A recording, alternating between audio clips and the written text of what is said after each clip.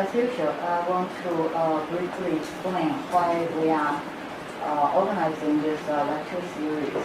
Okay, because we are initiating Trans-Asia research group.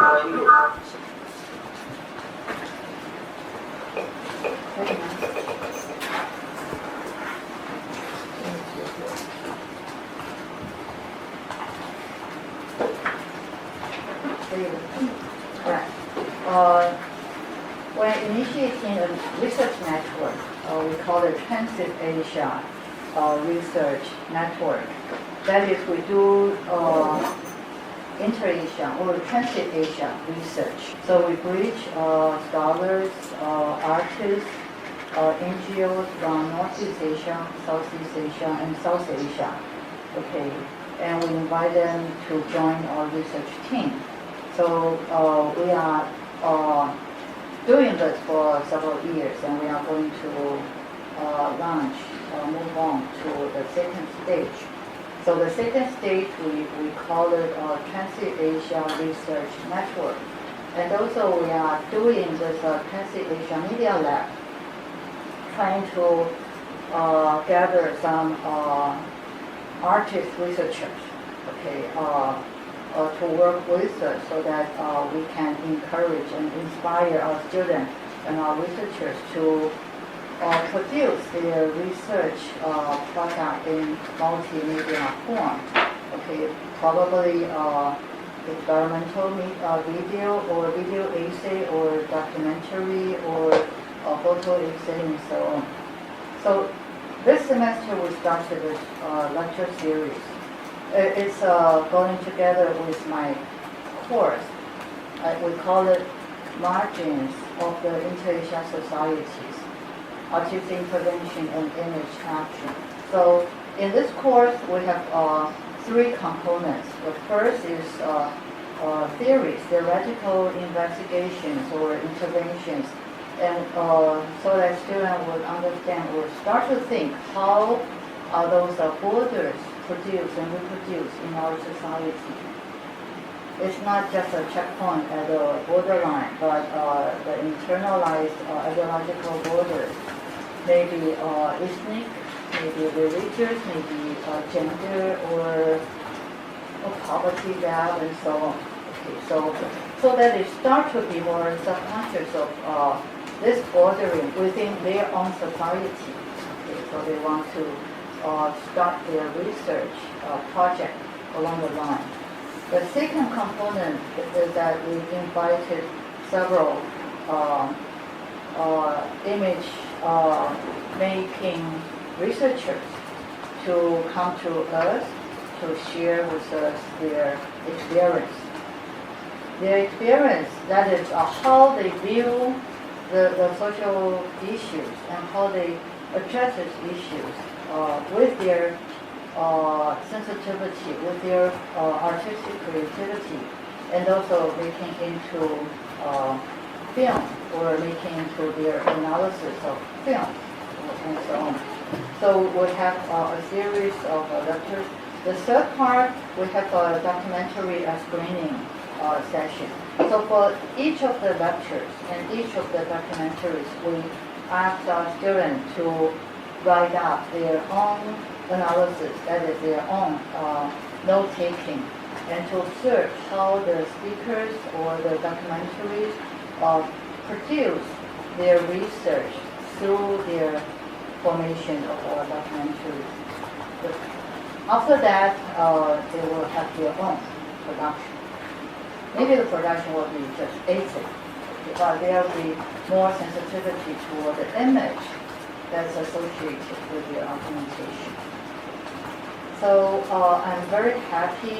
Let me briefly introduce our researchers.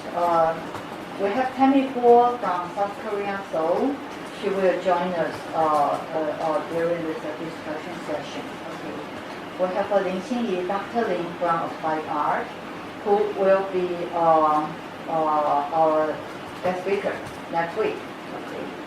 And we have Professor Cai Huazhen from Social Research and Cultural Studies, who will be the next speaker in our lecture series, okay, and who will also be the moderator for today's session. So I'll give Professor Tsai the floor and ask her to introduce Dr. Valerie So and moderator. Okay, everyone, welcome.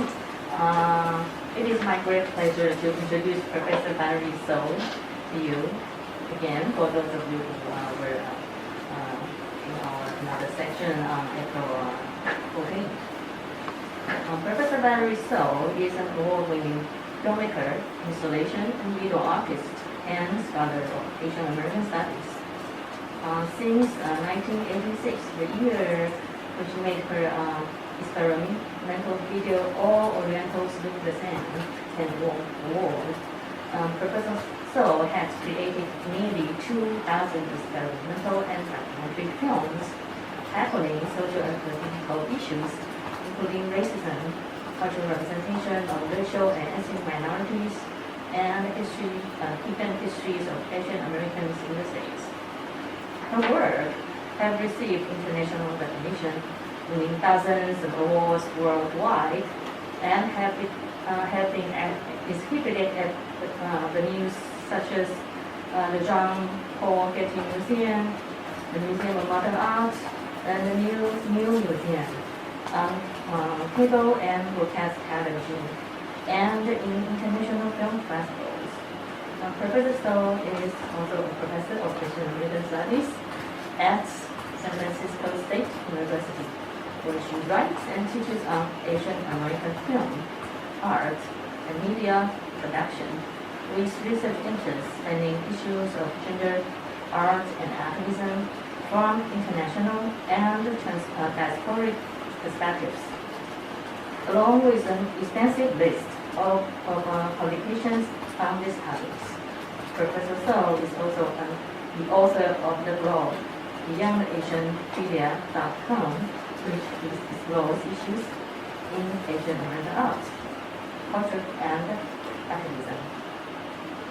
In today's lecture, Professor So will discuss her filmmaking practices and how they intersect with her engagement in community organizing and activism in the Asian American community in the States. Let's welcome Professor Valerie So. Thank you so much. I'm so happy to be here, and thank you for inviting me to be a research fellow in the program and to speak and present my work. So I'm going to be looking at showing films that I've made, including the one that I made in 1986 that you mentioned, that are examples of how I use my filmmaking to reflect current issues and themes in the Asian American community. So Asians living in the United States. So I'm going to have a little slideshow. Where is it going? I'm going to switch to, there it is. Okay. Oh, wait. Sorry. Right. Okay. So this is just some statistics. I'm sure a lot of you already know this information, but it's just some statistics about the Asian American community, because I think that it's really interesting to see how, how the Asian American community has,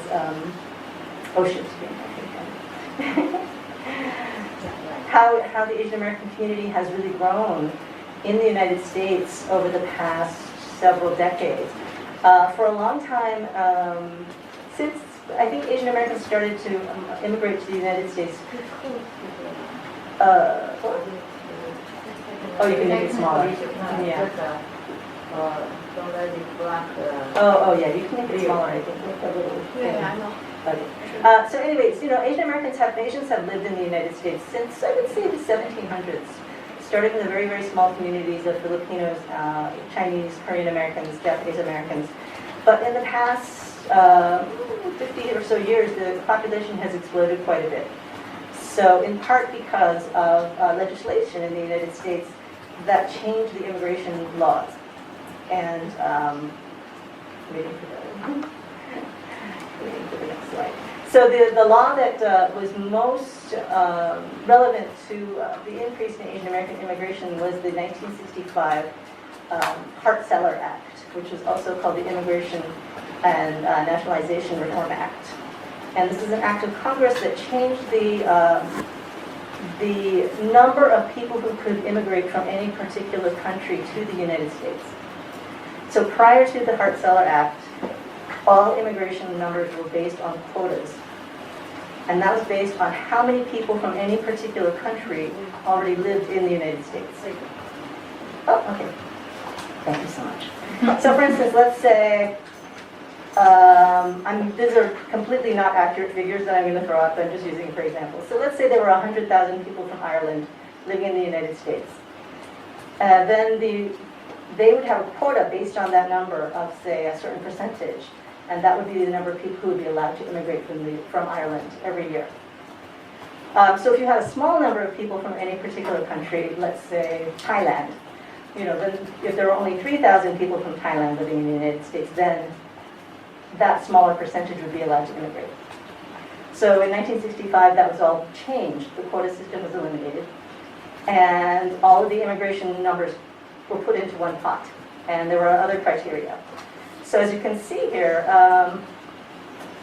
up until the 1960s, the immigration was fairly low, right, of Asians coming to the U.S. However, after the passage of the Hart-Celler Act, immigration really shot up from Asia and other parts of the world, Latin America and so forth, which has definitely changed the demographics of the United States. So in the United States, the Asian population is projected to surpass 46 million by 2060. So you can see that's quite a large increase. Okay, let's see if I can make this go a little better. There we go. This chart breaks down the ethnic background and national background of each within the Asian American population. So of course Chinese is the largest, partially because we've been here the longest. Chinese have been in the United States the longest, but closely followed by the Filipino American population. South Asians, or Asian Indian as it's listed here, would be the next group. And that group is really interesting because that group has grown really exponentially since the year 2000. I want to say it's gone up 81% since 2000. So almost double the amount of people from South Asian countries. So that would be India, Pakistan, Sri Lanka, Bangladesh, and so forth. And then you can see the breakdown of the other ones there. So really wanted to just show this because there is such a broad range of Asian countries represented. I wanted to say there's probably immigrants from every single country in Asia living in the United States at this point. Okay. However, we have, of course, the stereotype that Asian Americans are successful in the United States, right? There's something called the model minority stereotype, where all Asian Americans supposedly make a high income and go to prestigious universities and succeed very well. And that's certainly true of some Asian Americans. However, you can see here that the breakdown, in fact, there are many Asian Americans who live below the poverty line and are not succeeding. So it's important to recognize, again, the economic diversity of the Asian American community, as well as the ethnic and national diversity.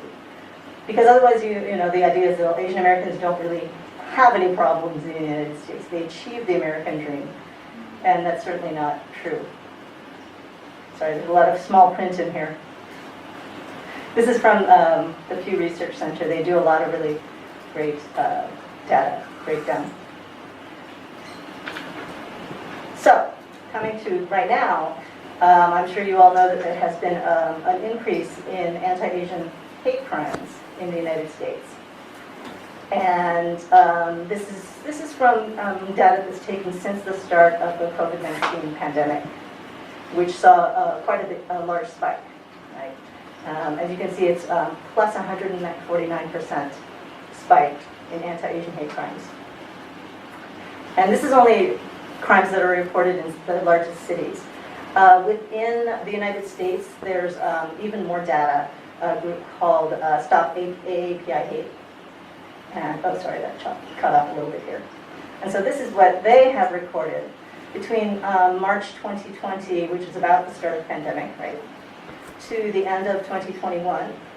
There are a total of 10,905 hate crimes reported against Asian American and Pacific Islander people. And, this is to the website, which is self-reporting. So this is not reports that are sent out by the police or anything. It's really just like a form that you fill out if you've been a victim of hate crimes. So that's quite a few. 63% were verbal harassment, 16.2 physical assault. This is interesting. Deliberate avoidance of Asian Pacific Islanders, 16%. Almost half of the hate incidents took place in public. Women made up more than 60% of the reported hate crimes. And interestingly, they started to also record non-binary AAPI respondents, and they found that there was also an increase in people who were non-binary Asian American and Pacific Islanders. And then, a little more, less overt types of anti-Asian discrimination, like civil rights violations, accounted for about 11.5%. And you can see it's also broken down here by ethnic groups, so Chinese first, Korean, Filipino, Japanese, and Vietnamese. So really, I guess the takeaway for this is that there is still a lot of there are a lot of issues that Asian Americans face in the United States. Oh, I lost something from this. Hold on. Oh, there it is. Sorry. Okay, so this is interesting. So of course, the former president of the United States was very anti-Chinese, and he made it a point to call the coronavirus the Chinese virus whenever he discussed it. And that led to anti-Asian violence and hate too. As it says here, people who use the hashtag Chinese virus were far more likely to pair it with overtly racist hashtags. So Donald Trump was certainly responsible, and his administration was certainly responsible for a rise in anti-Asian hate crimes. And this is a really interesting example here, this tweet on the right here. You can see he's looking at his notes from a speech, and he's crossed out the word coronavirus and replaced it with Chinese virus. He's done that in his own handwriting. So he's deliberately using the term Chinese virus when he talks about COVID-19, which then creates anti-Asian sentiment, which then leads to anti-Asian hate crimes. So this is, kind of a snapshot of Asian American, the Asian American experience at this moment, I guess. Let's see, I think that's the last slide. Oh, okay. But this is important too, because I'm going to show a film or two that talk a little bit about this. Even before the pandemic, Asian Americans were facing discrimination and hate crimes. So, as you can see, it wasn't necessarily all the time, regularly, as it says here, but occasionally, from time to time. And most people did say they had faced some kind of discrimination in their life. So, so this is not something that just popped up because of the COVID-19 pandemic. Okay. So with that in mind, I'm going to share some films that I have made that, relate either directly or tangentially to some of this information. I myself was born and raised in the United States. My family's been in the U.S. since the early 20th century. And so, I definitely faced my own experiences of discrimination and hate crimes. Again, not regularly, but maybe from time to time. I'm in that category. And I don't think that my experience is that different from a lot of Asian Americans. But one of the things that I wanted to, that I was really interested in looking at is that idea that of the diversity and the range of Asian Americans that live in the United States. So it's not only simply people from the United States, from China or Japan or Korea, right? There's so many different folks from all over Asia. So when I was an undergraduate, long ago, I made a short film at UCLA. And I'm going to show that to you. Where is it? There it is. Okay. So this is a very short experimental film called All Orientals Look the Same. And it is based on a stereotypical assumption that all Orientals look the same, that you cannot tell the difference between a Chinese person, a Korean person, a Vietnamese person, because we all kind of represent each other. So I really wanted to break down the flattening of the Asian American community and see if we could. Oops. Is it showing up? No. Oh, okay. You want to see if it's on the Zoom? Oh, wait, where'd it go?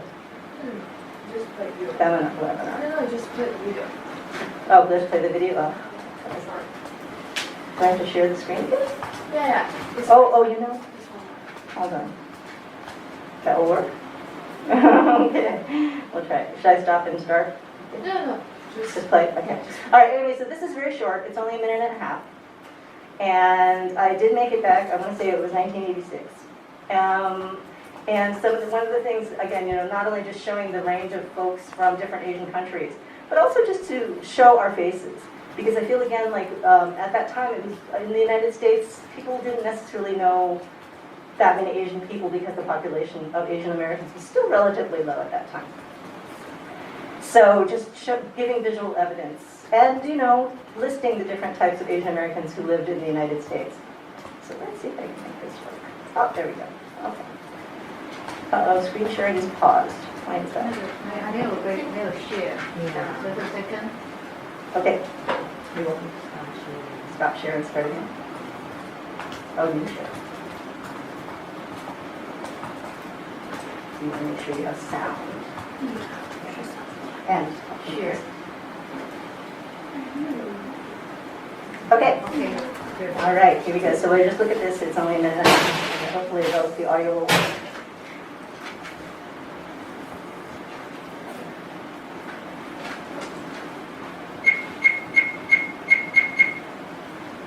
Uh-oh. Not getting very loud. No sound. No sound. Okay, try again.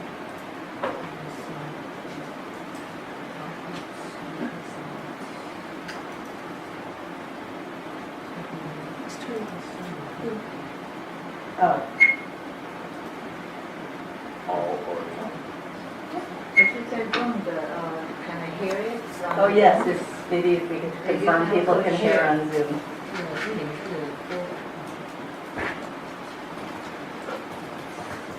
就是你要在那 system 那边的控制。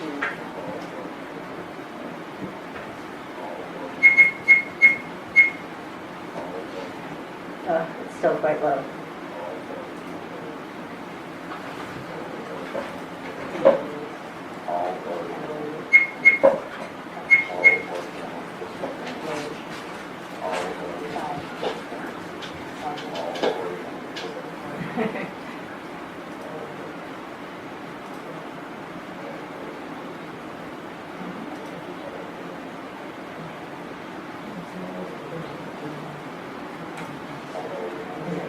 Speakers? Yeah.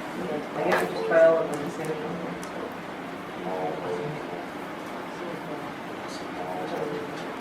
Oh, it's almost done. I'm going to pause.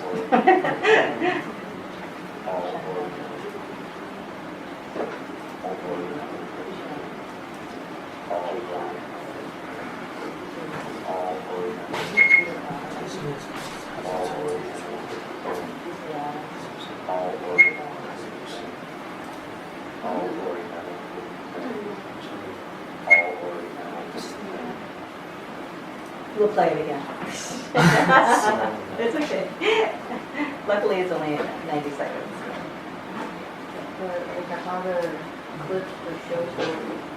I do have a handle the problem. Yes. I guess I forgot we should have checked beforehand.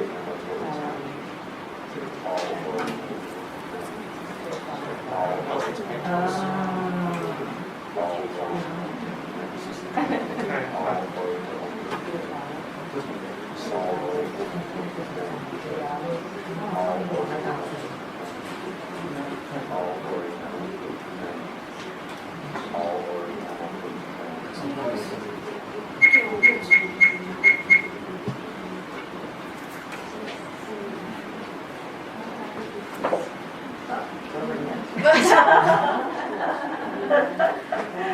have to rewind.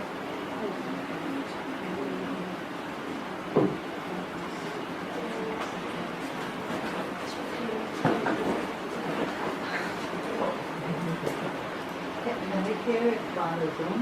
Yeah, I can see it. What's the sound? That's a different video. That's another tab.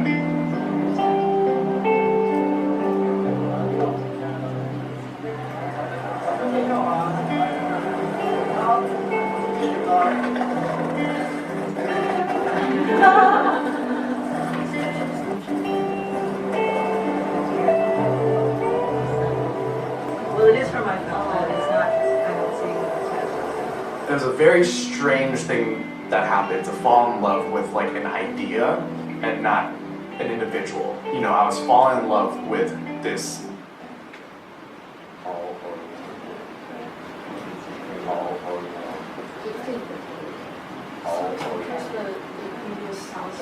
So low. Okay. Alright, so we can just make it louder. Oh, you're not sharing. Oh, you're looking on now.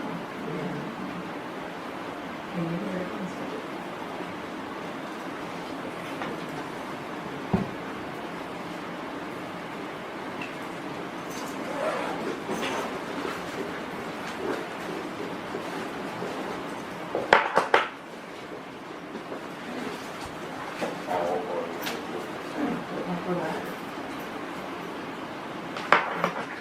Okay. Well, I guess that's as loud as it'll get on it, so we'll try to be very quiet in this. I'm sorry about that. Oh, so faint.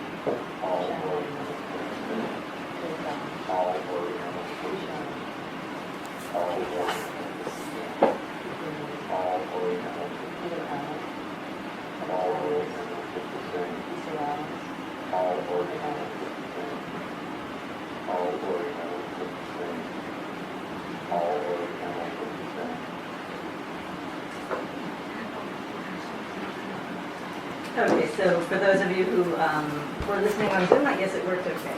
Yeah. It was just a little quiet in our room here, but I'll just briefly explain that it was just a listing of many of the different people's nationalities and ethnicities who have immigrated to the U.S.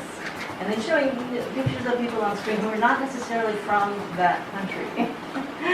So to kind of dispel the notion that you could tell what a Thai person looks like or a Korean person, you know. So to kind of maybe confound that idea, to mix up that idea.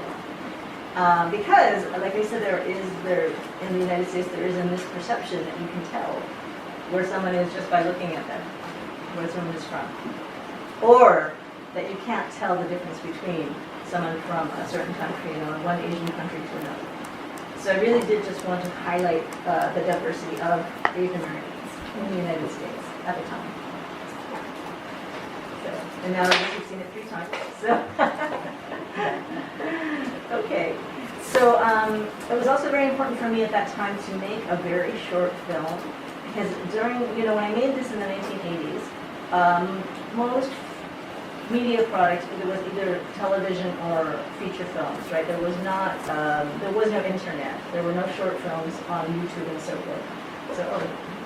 So to make something that was very short also kind of disrupted the way that people watch or perceive or consume the moving image.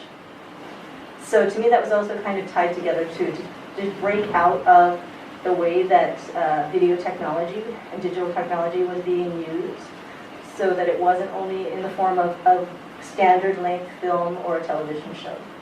And this was even prior to music videos. So there wasn't really the concept that you would have a 4-minute music video or a 3.5-minute music video. So, just trying to disrupt things a little bit and shake it up.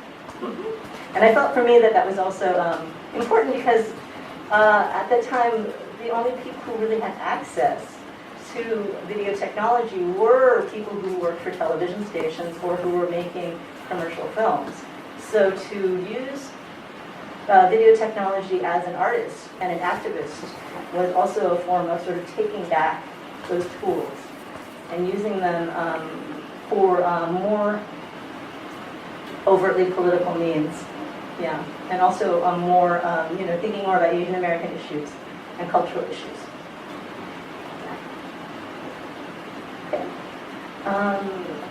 Okay, so that was sort of a very early film that I always like to show as kind of an introduction to how I got started making these kind of films. And since then I made many, many, many short films of various lengths. I'm going to move on to one that's a little bit later. It's from 2013, so we're jumping up a couple decades. And this one is specifically about anti-Asian violence, but that happened in the 1800s in the United States. So again, just showing that the immigrants to the United States, Asian immigrants to the United States have often faced struggles and difficulties and overt racism and sometimes violence. So even though we have, very much we're focusing now in this present day on anti-Asian violence and hate crimes, it's really something that has historically happened quite a bit in the United States, sadly. So what I did was I was staying in the Pacific Northwest, which is on the northwest end of the United States, right, in Seattle. And I was staying in a little town called Port Townsend. And I was walking around the town, and I came across a little bronze plaque. And it said, "This is the Chinese gardens. This is where the Chinese grew vegetables to sell in Port Townsend." And this was, maybe a mile or so outside of town. However, I looked around where this plaque was. It was in the middle of a field. And there were no Chinese people there, and there were no vegetables. It was just really in the middle of a field. And so I went and I did research in Port Townsend, the town that it was next to, and to try to find out what had happened to the Chinese American community, to the Chinatown that used to be there. And so this film is a result of that research. And what you'll find is that at one time, Port Townsend had about, I want to say, 2,000 or 3,000 people, and of that number of people, a quarter of the population was Chinese. They had a fairly sizable Chinese American or Chinese population. But by the time this was back in the 1800s, late 1800s, so about 100 years after that when I was there, there were no Chinese people to be found. So I wanted to see what happened, and I discovered that up and down the west coast of the United States during the 1800s, late 1800s, immediately following the Civil War and lasting for several decades, there was quite a bit of anti-Chinese violence. Partially, this was because after the Civil War ended, I think in 1865 in the United States, there was a very severe economic depression. And of course, at that time, there were Chinese living in the United States because they had come over in the 1840s to build the railroads and to work in the gold mines and so forth. But by the 1860s, about 15 or 20 years later, the war had happened. There was an economic depression. And so politicians in the United States were looking for somebody to blame for this economic depression. And the people they saw to blame were the Chinese immigrants. So then they started to target Chinese immigrants, both legislature as well as more overt violence. So in 1882, there was a law that was passed called the Chinese Exclusion Act, and that was a direct result of this anti-Chinese sentiment at the time in the United States.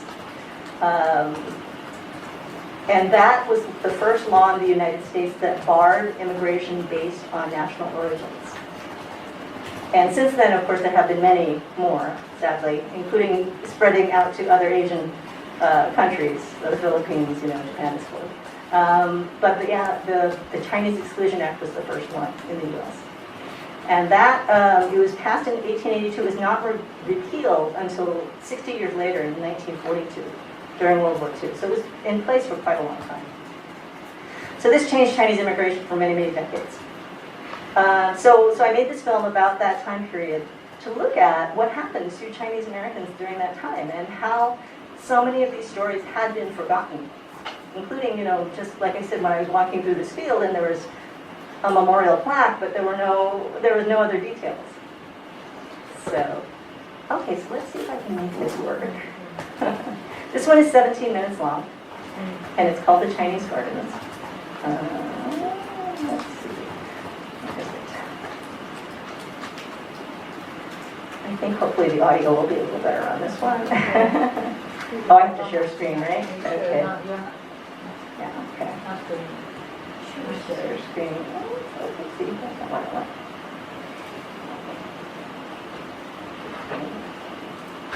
Oh, there you go. This one? Yes.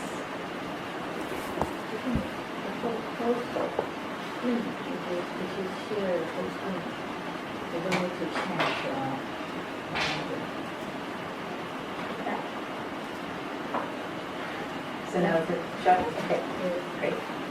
Let's hopefully have better sound on this one, fingers crossed.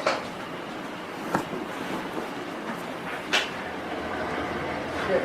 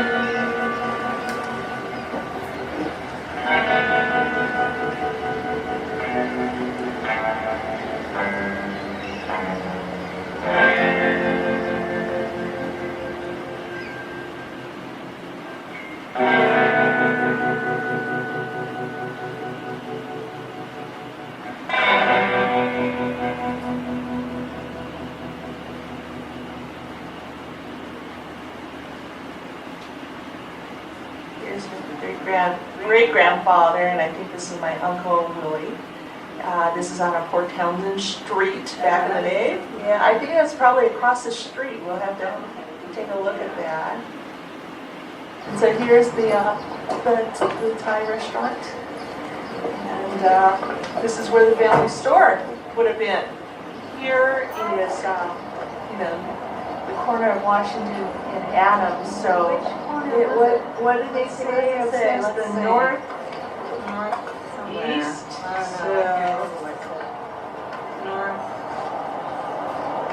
East. Okay, so which is northeast?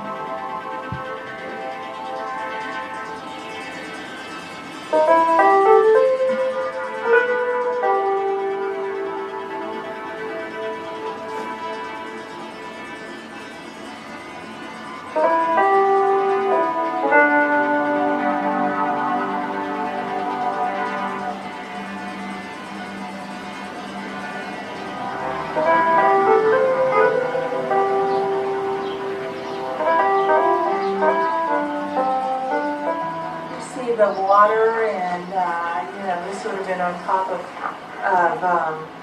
where some of the hotels and some of the stores might have been, and you were mentioning that the Chinatown was where the football field is.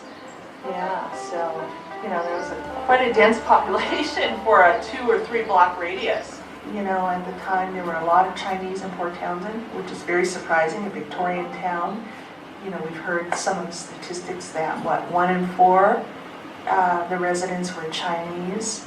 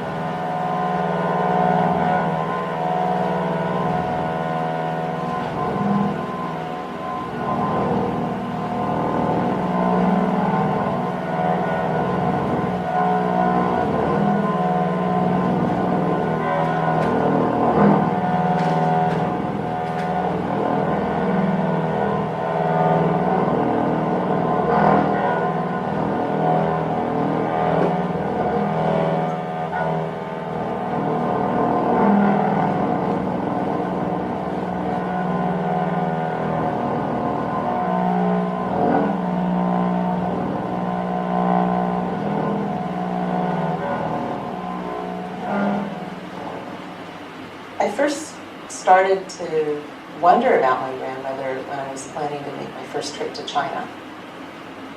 I was not able to find out where her ancestral village was for the China trip, but I was able much later to find out that she entered through Port Townsend, Washington.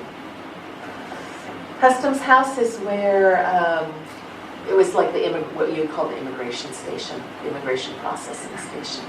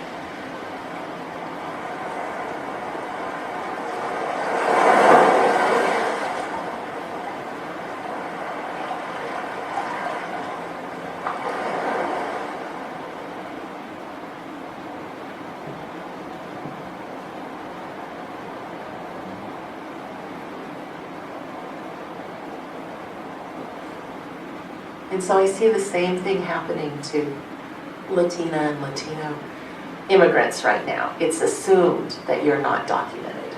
The Chinese exclusion laws and other laws, the cubic air ordinance and the taxes put on laundries in San Francisco and so forth and so on, and the Q ordinance, all those things, the Chinese immigrants faced here a century earlier.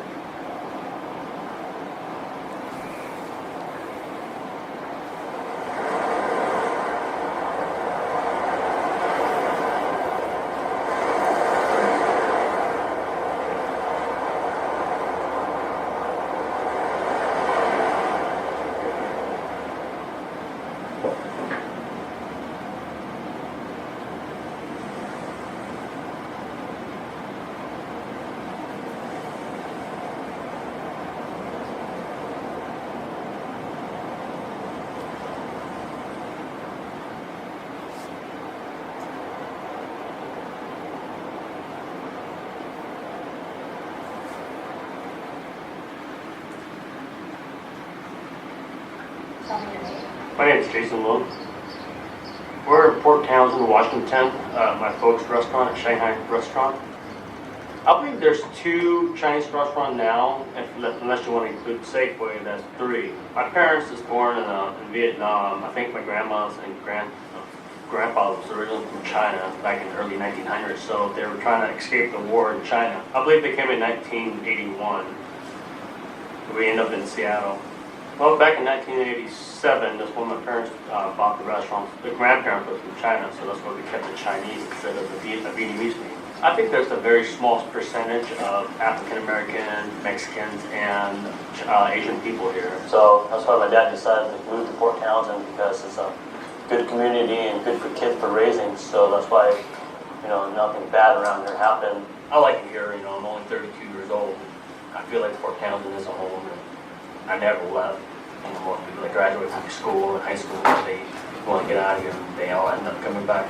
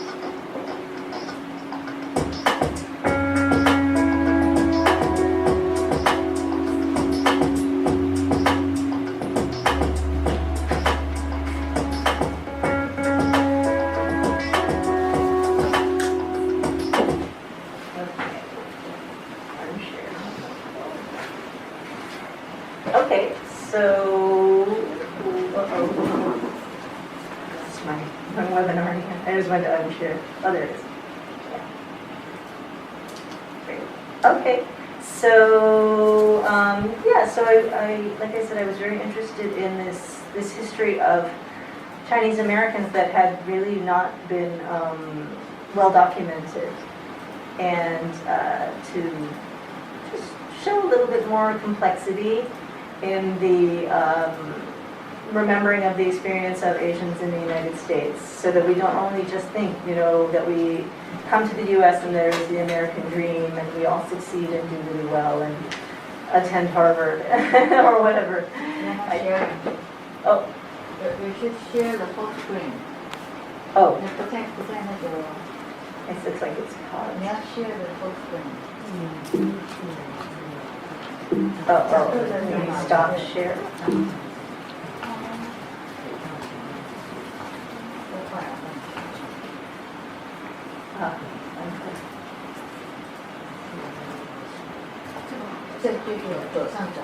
Okay. So I guess, let's see. Oh, right. Is that better? Yeah, we don't need to share right now. So, but I will need to share in a few minutes.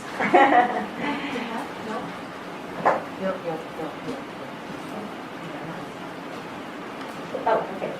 All right. So anyway, again, like I said, just to show that Asian Americans have had a more, I would say a more difficult time than often is perceived by, folks here in Asia as well as people in the United States. Because I think it's important to remember the struggles of Asian Americans and just to understand how that has not always been the easiest thing. Because of, institutional racism and systemic discrimination and so forth. Okay, so I have one more project that I'm going to talk about, which is now in progress. And it's about a group that I have been with. This is a very interesting thing to talk about with folks here in Asia. It's a group called the Auntie Sewing Squad that started on Facebook right after the beginning of the pandemic in the United States. And we made homemade, handmade, hand-sewn face masks for vulnerable communities in the United States.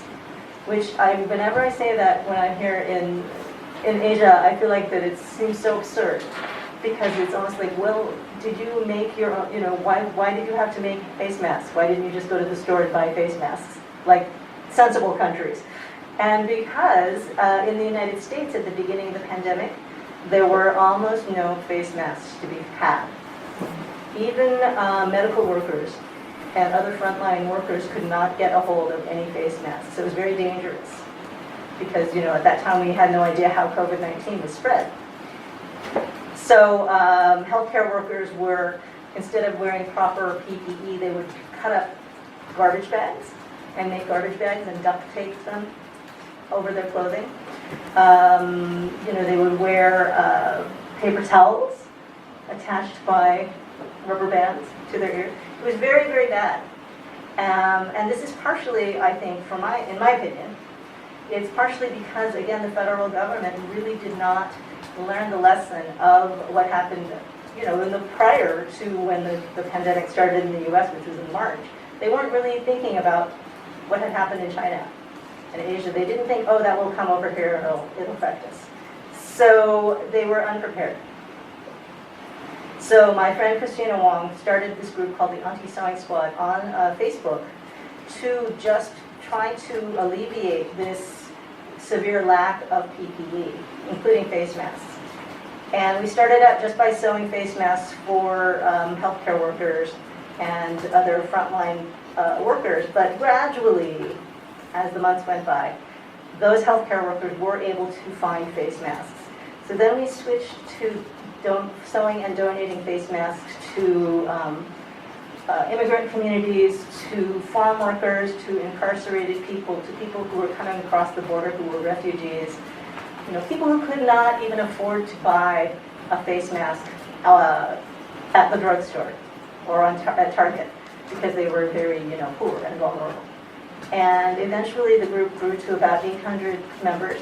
And I believe we made somewhere around 350,000 masks and donated them. We retired in August of last year because we felt like the government should probably start to really step up a little bit more at that point, and they had to. But by then, like I said, we had given out hundreds of thousands of masks and really formed a community. And it was really, to me, a really great example of how people can come together in a crisis and work towards what is called in one of the titles of the film, radical care. The idea that you are, trying to help other people in a very basic way who are not able to help themselves or who might need more help. What had also happened is we also helped ourselves because we felt like we were doing something useful to society as opposed to just being, oh my goodness, what are we going to do? We're so worried, right? So I have made 2 short films, and now I'm working on a feature-length documentary about this topic. So I'm going to show you the 2 short films that I made. The first one I made at the very beginning of the pandemic, and you'll see that I talk about the pandemic in the U.S., so in March. You'll see that I talk about this inability to find basic materials. And then the second one was made in June of 2020, and it's a little bit farther along, and you'll see there's a lot more people involved with the group. Okay, so let's see, this one is on the desktop. Okay, there you go. All right, can we get do that? Yeah, okay. And make this full screen. Do that.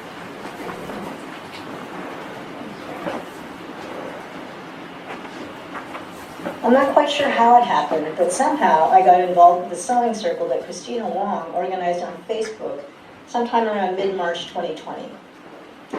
The COVID-19 crisis had just started to take over our lives in the U.S., and due to the criminal negligence of the Trump administration, hospital workers had little or no personal protective equipment available. So Christina started sewing masks for those frontliners, and I joined in. Pretty soon after that, due to the huge leap in demand, there was a run on elastic for masks, and we started looking for alternatives. Some people were making their own ties out of strips of fabric or using the plundered elastic from fitted bed sheets, but my friend Grace Yu suggested using lanyards cut from conference badges, which suited me a bit better since it didn't require any extra sewing or handwork. So I rummaged through my stash of conference and film festival badges and came up with a respectable pile of about 20 lanyards. My favorite ones were from CampFest, since they were the right width and pliancy, and they're a nice teal color. Because that's how I do, I then went on social media and solicited lanyards from my friends and acquaintances, and soon I had a huge box of lanyards. But I'm happy to repurpose everyone's film festival detritus and put them to good use. While I'm sewing, I think of the person I'm sewing for, although sometimes I know who the mask is for and sometimes I don't. I try to envision their face, hear their voice, think about what their favorite colors are. The masks are talismans against illness, danger, fear, a bit of goodwill to help folks survive these uncertain times. And it makes me feel good to be offering them to people who need them. I don't know how long we're going to have to wear masks when we go outside, but as of this moment, there are still too many people who don't have a mask who aren't wearing them. So I'll keep sewing them and keep giving them away as long as we need them.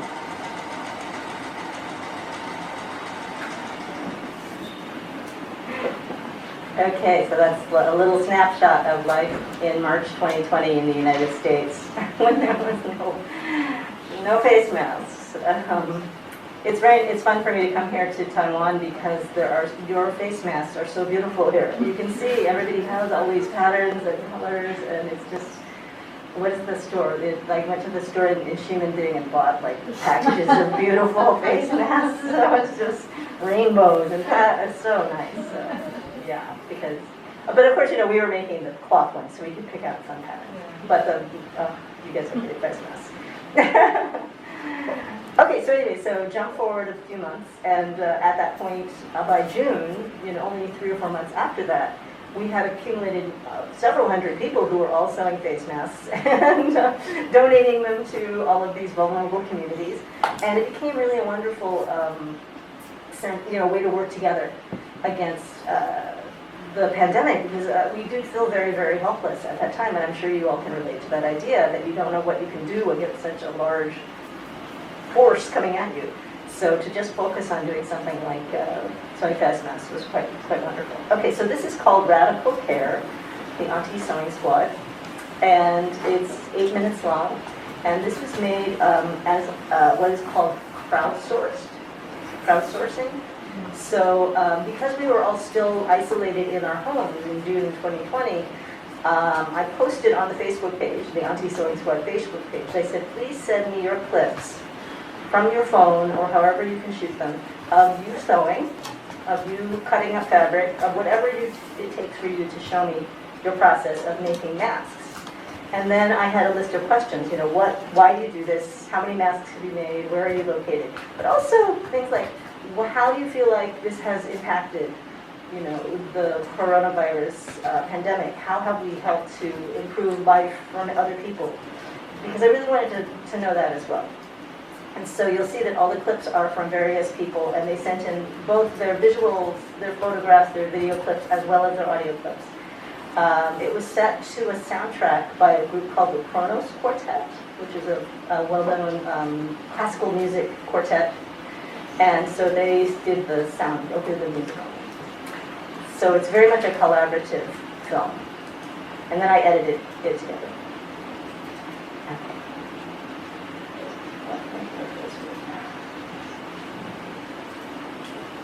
Oh, wait, that's not it. That's the other one.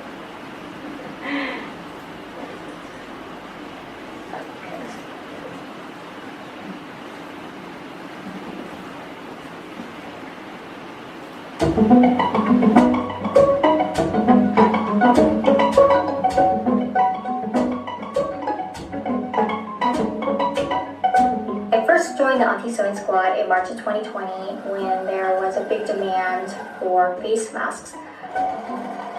I and other fellow sewists as part of the squad, we choose to make masks using our own time, labor, and resources, not because we possess the skills to do so, but because we're trying to rectify in a small way, as part of our contribution to what we see as societal and governmental failure and disaster preparedness. So from this, we exercise what power we have to help our fellow citizens.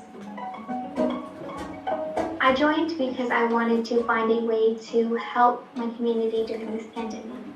The best way that I saw to do that was to be staying at home, following the social distancing guidelines, and to find a way to help others, which would be sewing masks and sending them to those in need.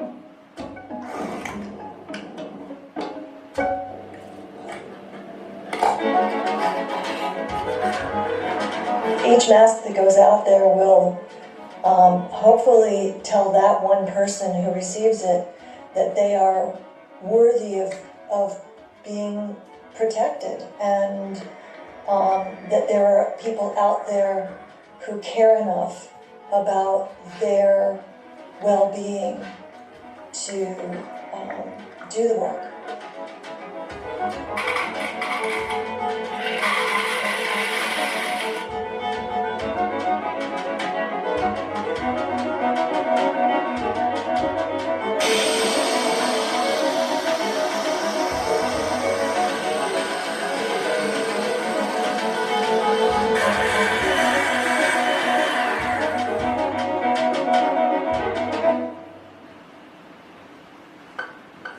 And knowing that others like me, feel that, the mission objectives of the Auntie Sewing Squad, it certainly provides reaffirmation in your belief in humanity, that there are many other people who aspire to do civic good, not because it's necessarily a patriotic thing, but that it's a morally and ethically correct thing to do, even for people whom you do not know and who may be less fortunate than you are.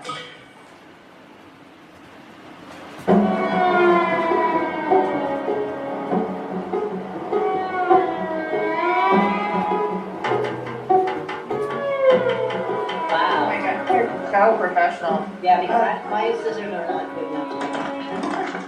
Valerie, this is some food, right? And when I was introduced to the aunties, I found a community, and there was a great spirit. I loved that people communicated with each other and that we could share our ideas and the things that we were learning to do and our tips and our frustrations. Hi, I'm Gary Ann McConnell from Alameda, California. I've been sewing for Anti-Sewing Squad for about 3 months. Back to work. Bye. I find out which West Side aunties need supplies and who's going to get some anti-care.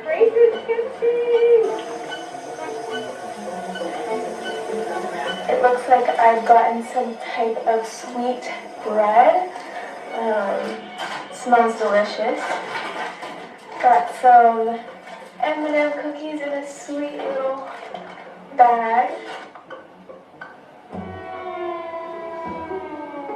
And so I've been asked to tell about the monk fabrics that we've been getting from a wat or a temple in Northern California. And the story goes is that we were asked to investigate and vet an organization that was asking for masks up in Sacramento.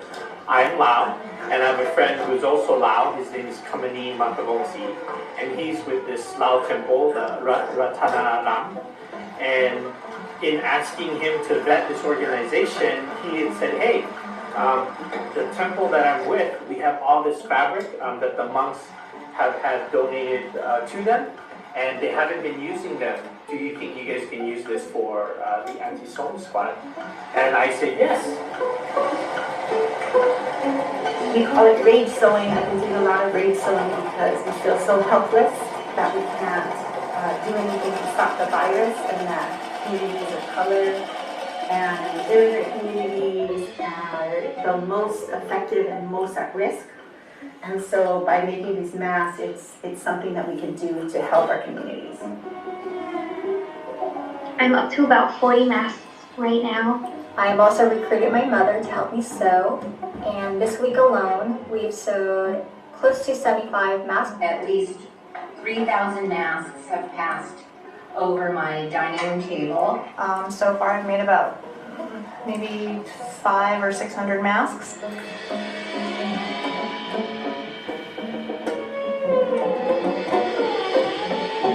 What I really want to accomplish and contribute really is just being able to help where I can, especially for those communities that don't have the resources and can't even get masks to protect themselves.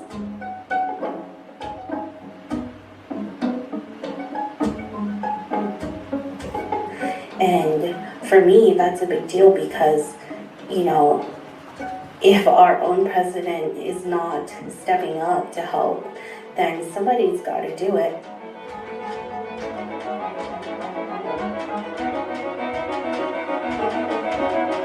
And I'm so glad to be a part of this group that's actually doing the work that needs to be done.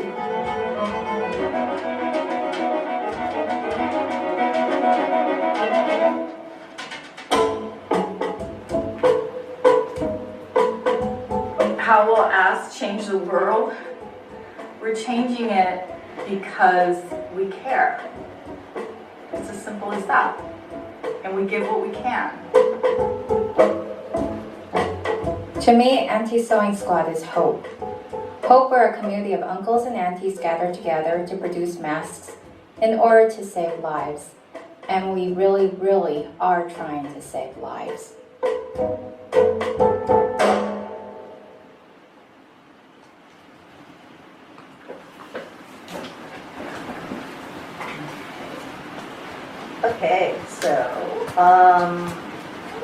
Okay, so I also do want to mention that, of course, in the United States, the face mask wearing is ridiculously politicized. And it has become a point of contention for people, again, which probably seems extremely absurd here in Taiwan that would happen. It just makes no sense to me why people don't want to wear face masks, or they feel like they're being forced to do something that that they have no understanding of how that helps other people. So, but you know, this is related to many problems in the United States, and face masks are kind of a manifestation of a lot of the issues in the U.S. at this moment as far as the COVID response is concerned.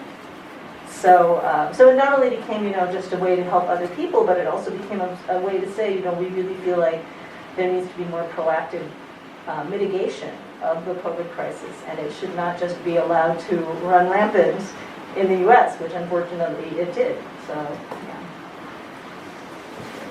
So that's the last of my clips that I have to show. I guess, yeah.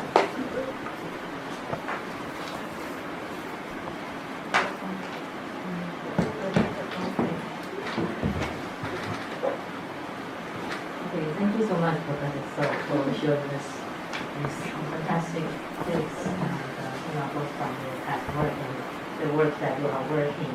So, okay, let's have a break of 5 minutes. 10 minutes, 10 minutes. Okay, and then we'll come back to the next questions. Okay, thank you so much.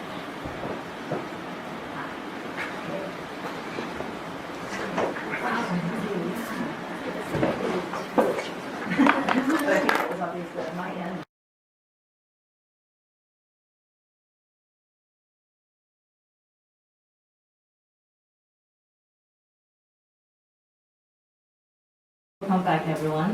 So today we have 3 discussions for Professor So's talk and talks. They are Professor Tammy Ko Robinson, Associate Professor at Hanyang University, and Professor Joyce Gill of International Center for Cultural Studies at National陽明交通 University, and Professor Xin-Yi Ling, Associate Professor at the Institute of Applied Art at NYCU. But before professors begin their questions, I would like to open the floor for the audience on site and we're online to see if you guys have a couple of questions or some feedback or thoughts that you would like to share with us. Or if you have questions to ask Professor So, you're very welcome to do so. That's okay.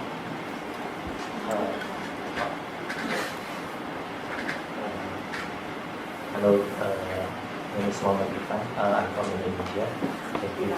Yeah. Thank you so much for your great presentation.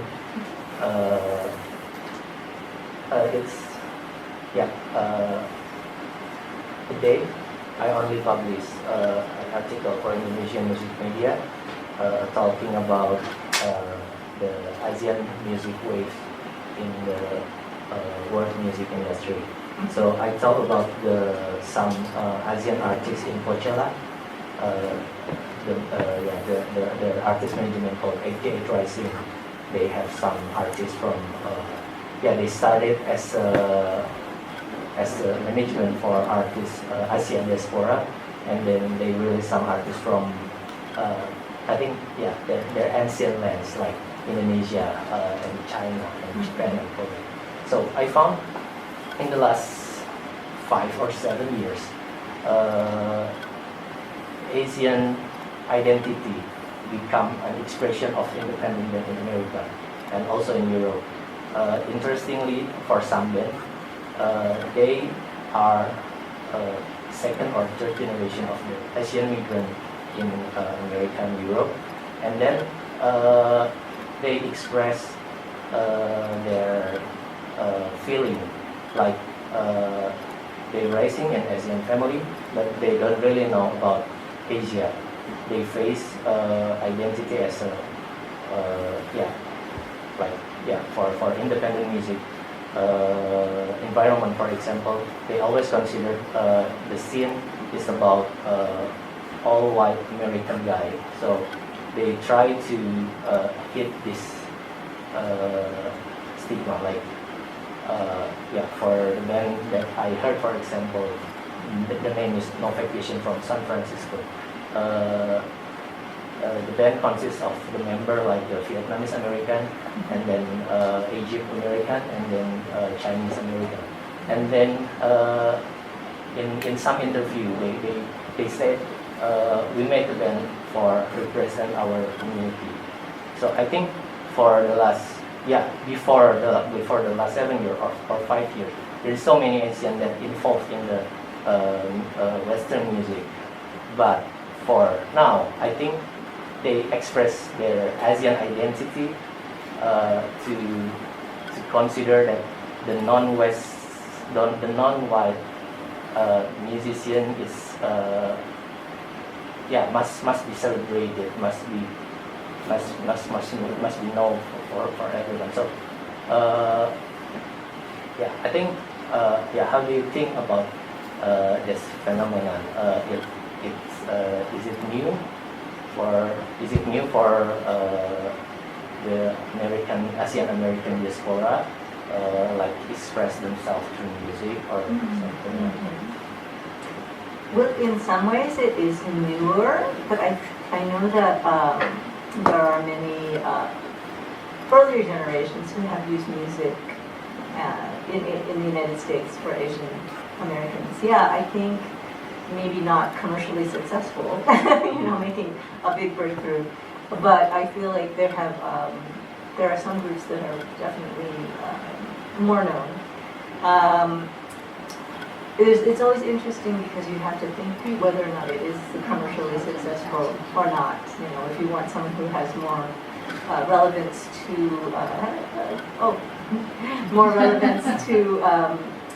the Asian community or to the non-Asian community in the U.S. So I saw. This is kind of not related, it's more dance oriented. It rotates. There's always been, especially with university students, there's always been a very strong cultural element to a lot of the Asian students in the United States. So they practice, and some of them are born in the United States. So, but they still want to learn more about their parents and their grandparents' cultural traditions. So I just saw this really wonderful clip of Filipino American students in some city, I can't even remember, in Florida or the Midwest. So the tinikling, right? The tinikling is with the bamboo sticks, the dance on the floor. So it's very traditional, right? Except that they had choreographed a version to a song by Megan Thee Stallion. So, but it's still using the same form. So I think you could probably search it because it's very, very viral right now. So I think that, that kind of cultural representation and cultural production there are a lot of younger people who are very interested in that, But whether or not they make a lot of money and break through to commercial entertainment is another issue. So, I think that's always the case, though, when you have more commercialized entertainment versus people who really just want to, express themselves, or finding out more about their cultural history.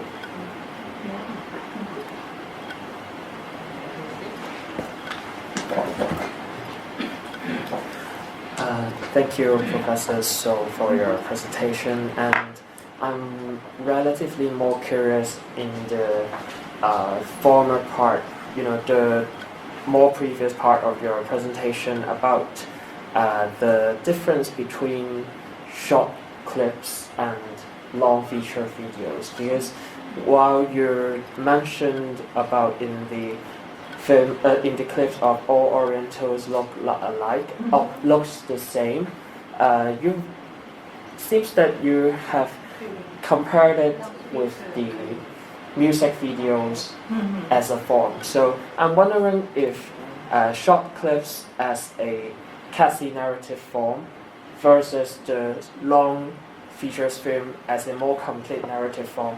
What are the differences and what do you think about their roles in in presenting your own argumentations and ideas?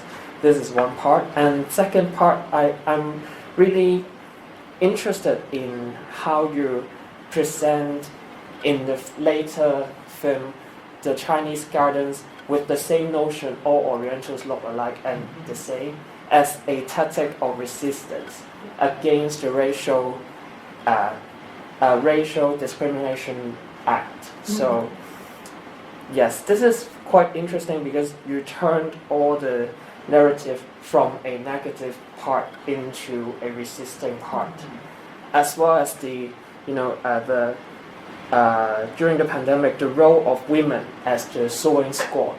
It reminds me of when there was protests in Hong Kong in 2019. There are groups of housewives 师奶 as alliance against the authority of the SAR government. So it's really interesting in how the minorities, the weak, versus the authority and the so-called strong ones. Yes, this is two of my questions. Okay, those are both very good questions. So let me try to think. Okay, so the first one is more relating to short form versus longer form, right? Well, it was very interesting to me when watching the Chinese gardens again, because I realized that a lot of the text and interplay between the text and the image is kind of similar to a lot of what people do now on social media, right? Like TikTok or Instagram and so forth. And I remember when I made that film that I made a choice to put in the words without really thinking, why am I putting in so much words? But around that time, in 2019, was the start of when people started to text, right? Phones have the ability to send text messages. So I think I maybe was just responding to the written word having a revival at that time in communications. And now it's expanded even more to social media. Not that I make TikTok or anything, but I'm always looking at those little clips and thinking, oh, that's sort of like what I post on Instagram, on my little stories, So in some ways, now most people really are used to like micro, short communications like TikTok, right, or like Instagram stories or Snapchat or whatever.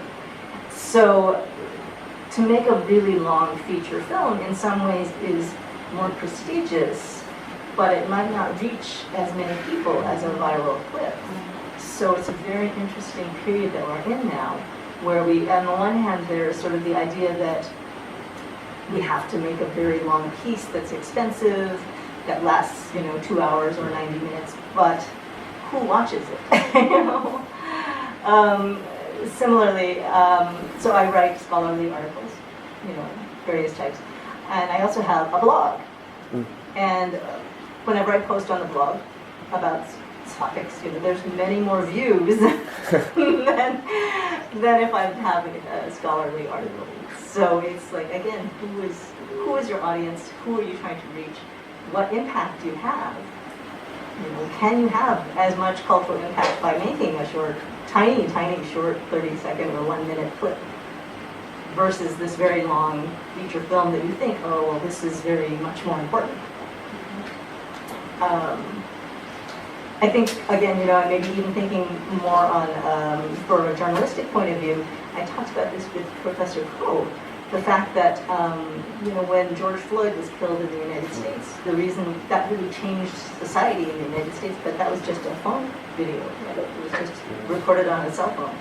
And it wasn't a long documentary or even a long news program or even a short journalistic piece. It was just a tiny clip that many people filmed. So to think about what kind of media has the impact now in our culture is really, we're really living in a very fascinating time, I think. Yeah. And then the second question was more about the aunties, yes, and the powerless, so-called powerless versus the powerful. Again, that's just the idea that if you work collectively, you can gain more power and influence, right, as opposed to individuals. So even though we as individual people in the anti-sewing squad, we might not be politically influential as individuals, I think we were able to culturally and politically become influential by working as a group. And so that was also very exciting because we couldn't necessarily impact policy or legislation, but we could impact on a more direct level between our group and other people who needed the help. So we bypassed the legislative, the policy, the political apparatus that supposedly is how things are done. And we were much more community or grassroots oriented, I guess you would say, right? On the ground. Yeah. So again, looking at the Hong Kong protests is the same idea, right? You have the very large CCP, And then you have, on the other side, you have 2 million people from Hong Kong going in the streets, right? Or all those, the protesters who were in the streets for so many months. So they really, tried to make a change in that way because they didn't have legislative or political power. But they had people working together.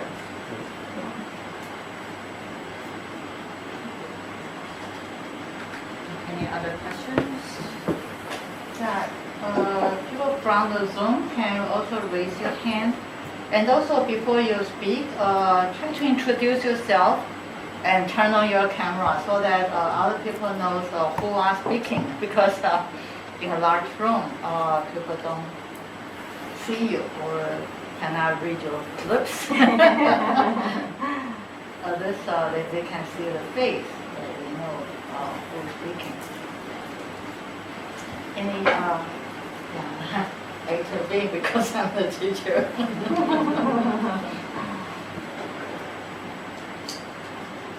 Maybe students are shy. They will be questions.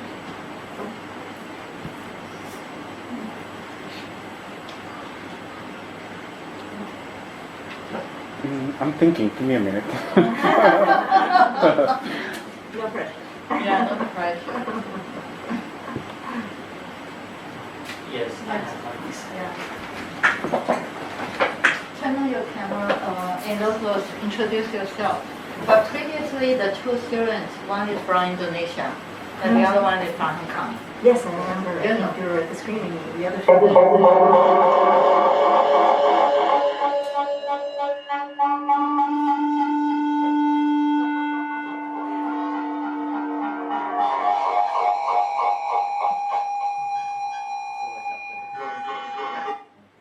Grand entrance.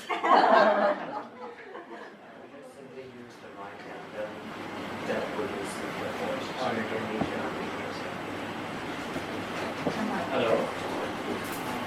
Don't turn on your camera, but mute yourself.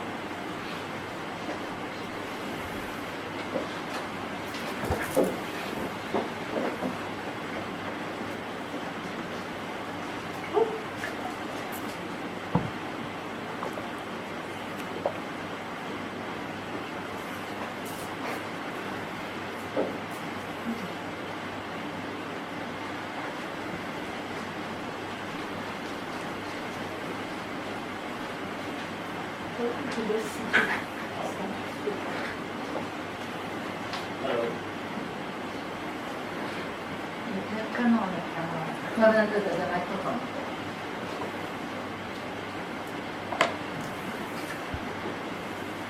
Hello. First of all, I would say good afternoon to all. My name is Deepak Tharu. I'm a doctorate student of social research and cultural studies. And so my question is all about Orientalism. As Professor Su has said that all the Orientals look the same. But as I read it cites Orientalism, that of course the external part of the people looks same, but due to the hegemonic scores or the hegemonic the cultural hegemony, so like the people look really different. So my question is to raise whether really people look the same internally and externally. Because based on the notions of Edward sides, of course there is discrimination in terms of language, in terms of literature, in terms of we see social values. Because and here one more thing I like to relate to the Asian countries, because when the question raised relating to the Asian cultures, of course, the Asian cultures are always looked at the minor. I mean, look at the very minor level. So, and another things, like in terms of development, Asian countries are always looked very different it means looked very far from that of European countries. So here in short, I'd like to question. So according to the notions of adversities, so do we really have the sense of like the Orientalists are the same in both internally and externally? Yes, thank you. Deepak is from Nepal. So when he spoke, I also noticed that within Asians there are differences. And also people judge according to the skin tone. Yes. Yes.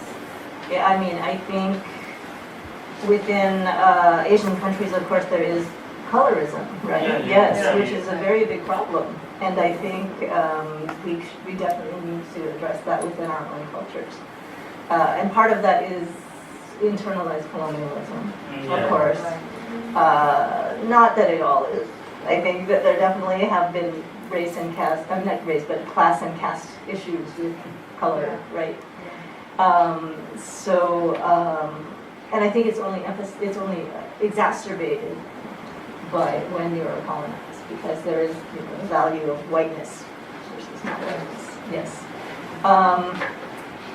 But yeah, I mean, I think that that's a very good thought to how is that, is that addressed, and how is it not even maybe consciously something that we do? And so I'm not sure if that answers your question completely, but yeah. Well, so yes, so I have read so many questions, but we have, come to realize, oh, really, we are lived same.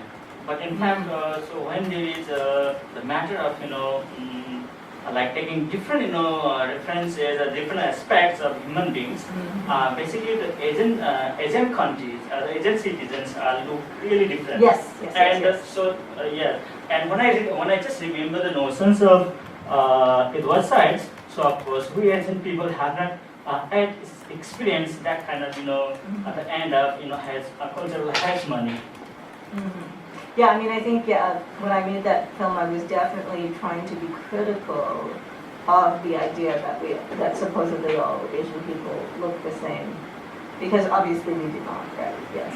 But when I made the Chinese gardens, what I thought was interesting is that the Chinese people exploited that stereotype and really used it to become a form of resistance. It was a strategy, because they knew that a lot of the people in town, the white people, could not tell the difference. So instead of making that, they made it into a tool that they were able to use. So I thought that was very clever. If they can't tell the difference between all of us, then we will use that. So, because I believe what happened is, someone would come into town, a Chinese person would come to town, and they would say, "My name is Mr. Chan," and then he would then go and migrate to the U.S. or to the mainland, and then the next person would come in and say, "I'm Mr. Chan," and they would think it was the same person. So it was very absurd, but I believe this actually did take place historically. So turning a negative stereotype into something that they could use as a tool to bypass the immigration restrictions, I thought was pretty clever.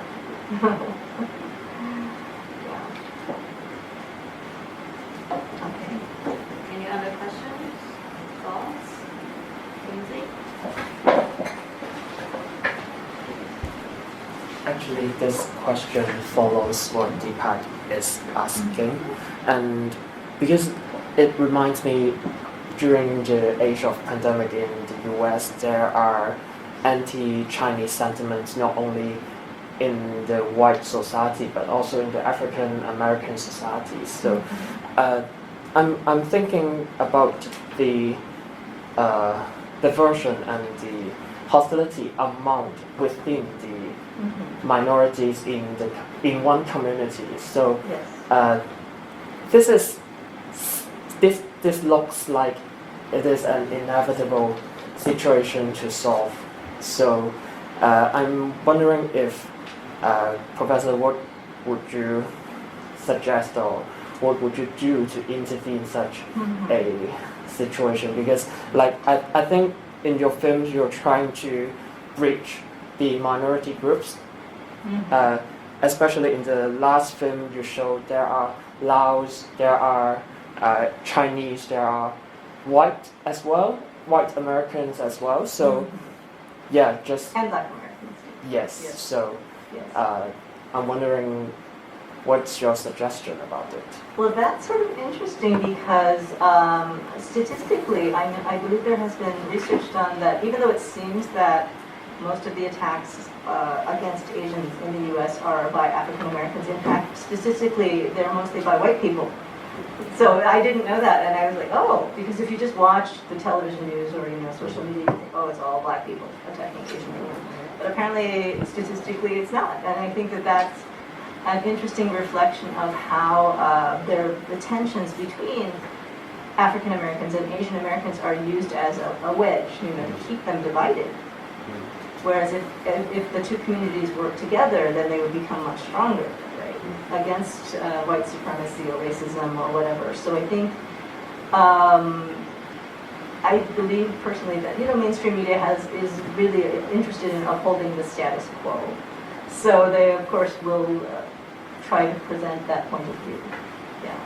But I think I'm glad that you say that with the anti-sewing squad that maybe is a way to counteract some of the divisions between different ethnic groups in the United States, and I'm hoping that's true. It was really quite nice to feel like we were doing something positive and not just being anxious and worried and complaining.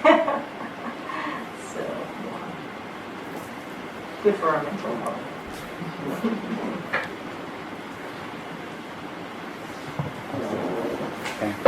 Thank you so much. My name is Andrew. I'm from Malaysia. I don't know whether this is a question or whether you have already answered something. I think, among all the films that you have made and that you have chosen 3 to show, it's also fascinating to see that, the first 2, of course, it's more on Asian American, and the last ones, it has become, more diverse, like you have said. I also find it fascinating. For example, the first question I was asked about the Coachella's music festival. I was I caught a few moments, and sometimes whenever there is a minority being on stage, and they will be asked, well, now that you are representing, the Latin Americans, and so you would, but nothing will be asked. No one will ask Harry Styles that now that you are representing, the UK. Right. So at the same time, I wonder what you think about, at the same time, the Asian communities are much more visible, and at the other time that they are representing not only themselves but also someone else that you have talked about, at the beginning as well. Yes. I remember there was an Australian newscaster. Either she has an South African descent or South Indian descent. I have forgotten, but I remember she was asked, how do you feel like you are the first, non-white or the first black newscaster in Australia? And I remember her answer was fascinating. She said, well, this is all makeup. They are not black. Cause she was so tired of questions like this, but she also do it playfully and said that this is all makeup for television purposes. Yeah. So, so just I wonder what do you think about that at the same time that you are, you sort of represent not only yourself, but, the whole community that you are representing. Yes, it's very much a burden, of course, because, of course we have now the last Supreme Court justice that just was, made the Supreme Court as a black woman, right? And of course she had to bear the weight of representing, like you said, the entire black community, the entire black female community, whereas, someone who's a white male in the United States doesn't have to be. He's given the privilege of being an individual. So, I think it is a hard thing. U.S. media and culture is not used to non-white people, so I think that they're very awkward a lot of times. there's a very funny example. So, Squid Game, right? Squid Game. The lead actor is superstar in Korea. Superstar, right? But every time he was interviewed in the United States, the American interview would say, "How does it feel to be suddenly famous?" And he would just be very polite, and he said, "Well, I've been famous for 25 years." But, but of course, in the U.S., you just think if you're not famous in the U.S., then you must not be famous. So it's very myopic, and yeah, it's annoying. Yeah. But yeah, it's definitely the burden of representation is something that non-white people can have to face a lot in the U.S.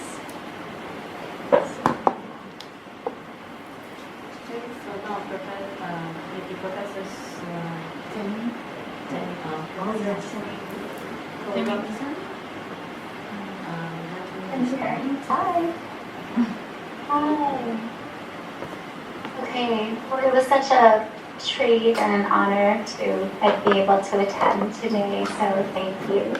And I want to contextualize my question by saying it seems like maybe several attendees were here for the talk with Myungjun, but being able to engage the documentary short, The Radical Care Anti-Sewing Squad, was so heartening. And last time we were all together, I think to see your example of how to articulate video and filmmaking movement together with social movement was really great, and especially this kind of intergenerational mutual aid network, working together to address violences and vulnerabilities. And so in our talk we had this opening of screen printing, but there's also the sewing machine is such a really important technology too, and here in Korea for making really large banners, so it's interesting to see it for what you're doing, these face masks. And I wanted to just get to my question, I guess, though. I'm familiar, I think I was first familiar when I was first at SAIC in Chicago, and I would mine what's in the video data bank catalog and teach your work and work Marlon Riggs and Richard Fung, Lonnie Ding, for example. And I have two questions. One is, with your work, though, I realized that with your early video work, I think I was approaching it in regards to how we see examples of what it means to picture something reductively and violently, and then how you as an artist kind of engage the subject so we can disengage and then re-engage more expansively or generatively. But then when I was able to experience Chinese gardens today, I was really wondering if you could talk about your rethinking of what Ming Yu and Esma talks about, rethinking the audio-visual contract, because if you could just talk about your sound choices, your relationship with that more, that would be so fantastic.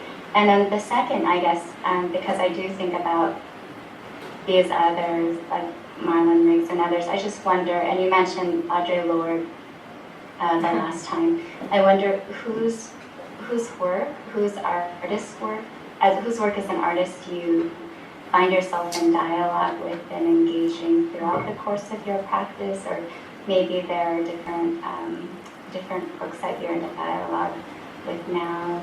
So those are my two questions. Okay. So that's an interesting question about the sound. I'm not sure if you mean specifically the soundtrack, like the music, or just the sound design. The sound, if it's the music, I became, so this film was from almost 10 years ago, 2013. And I've made a couple films since then that I feel like, for me, it's really important to pick songs and music that is really relevant and significant, and more than just setting the mood, right? And even more than just like the lyrics and so forth. So I talked a little bit about this when I was talking about Love Boat, when I was here for Professor Chai's class, that film is specifically about Chinese Americans and Taiwanese Americans. So it was important for me to find songs that were, by, there was one that was by a Taiwanese American singer who was famous in Taiwan. There's some that were by Taiwanese Americans in the U.S. And so, just to make sure that there's a deeper cultural meaning if you want to find it. And it can't just be the background music.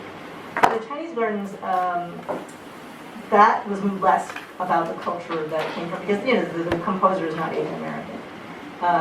But I just like, in that case, I did kind of just like the sound of it.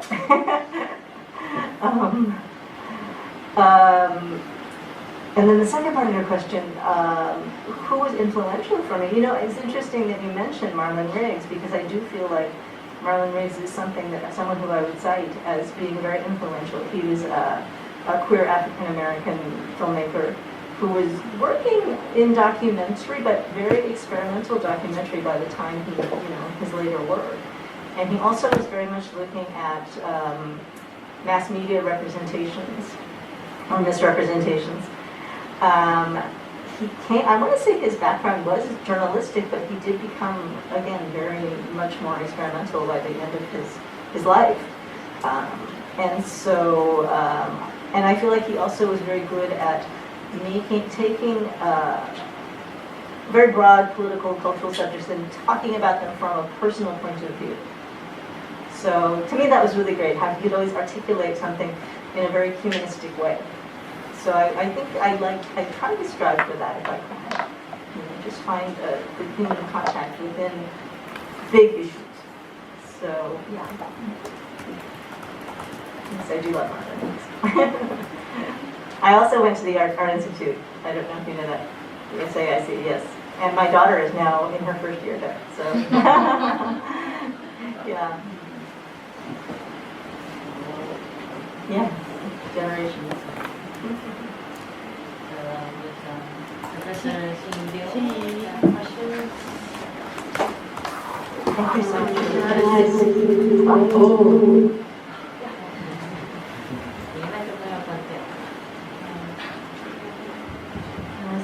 Yes. Okay. 非常感谢就是副导演这次。这个心怡，你把你的 camera 打开。你的那个电脑的相机可以打开，别人可以看得到你。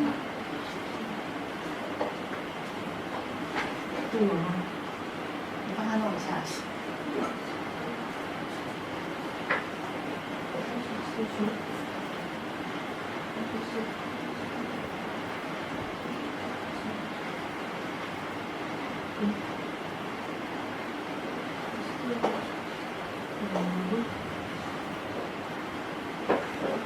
他就送着那个 camera。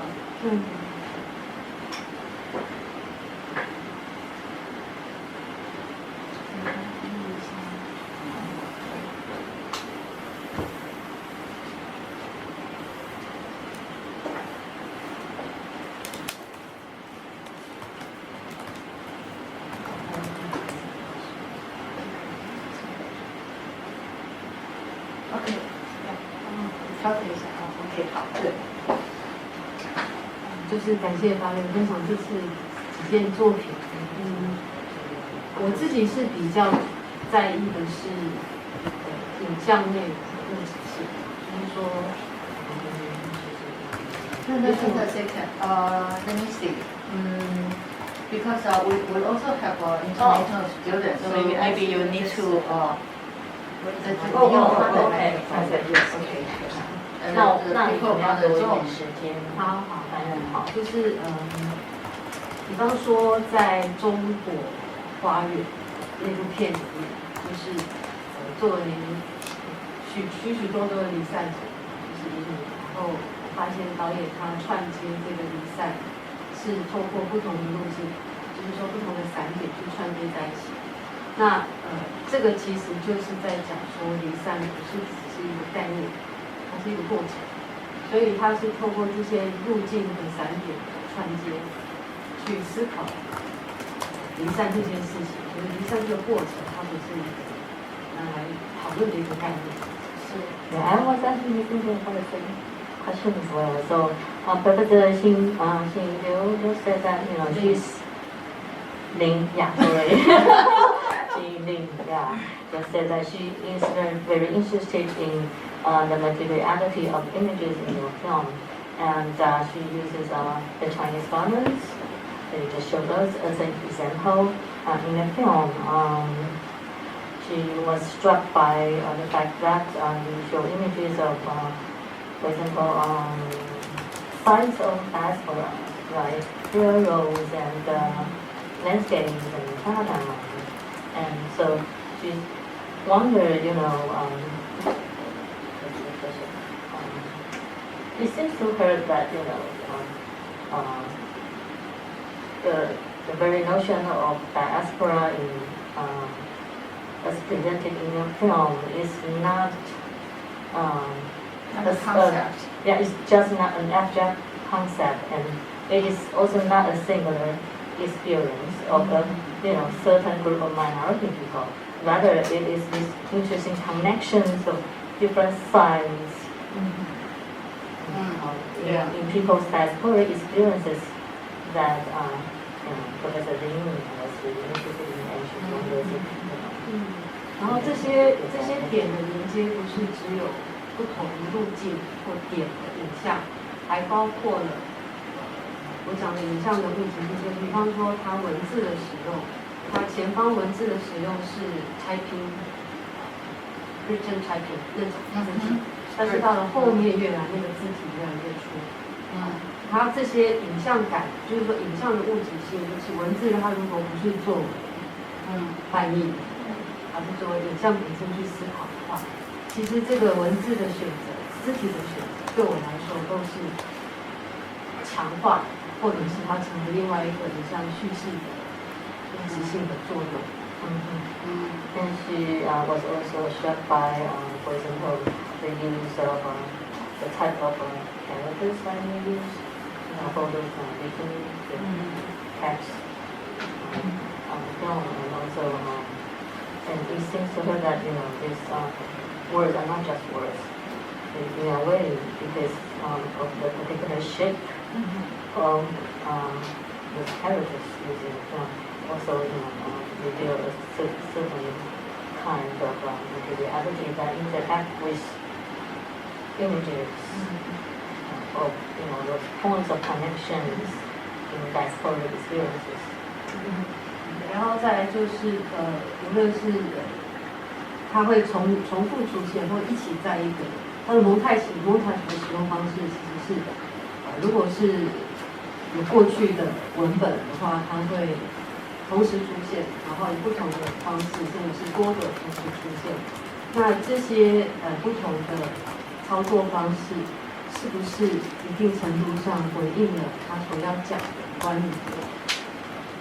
这个主体，或是说影像的内容叙事？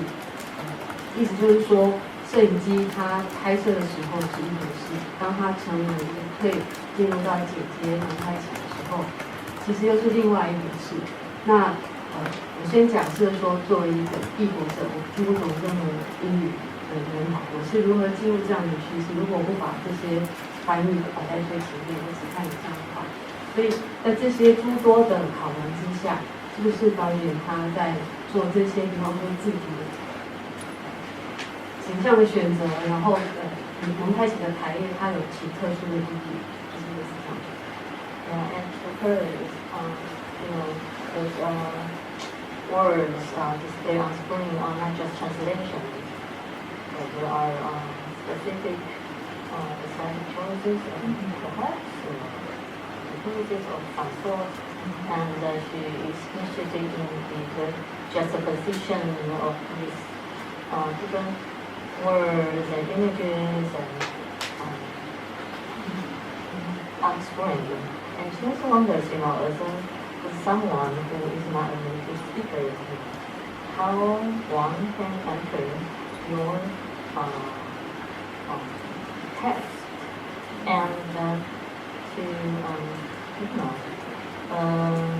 刚才说的就是他蒙太奇上的结构是不是有特别的特殊的影像语言或文法，是想要去回应他的主题内容。Were you thinking about, specific way of expressing yourself, or what were you thinking about a particular kind of language that you could use to convey the kind of, diasporic experiences and that you want to talk about in your film?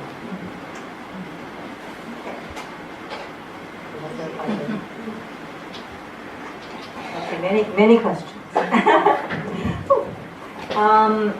Let me think. Oh, so the first question I want to address is the idea of finding the particular locations, for each incident. And it was very, very important to us to try to find as specific as possible the actual location where the incidents took place that are described in the text. And part of that, I feel like, is because there is so much erasure of history for, not only Asian Americans, but other communities of color, as we say in the U.S.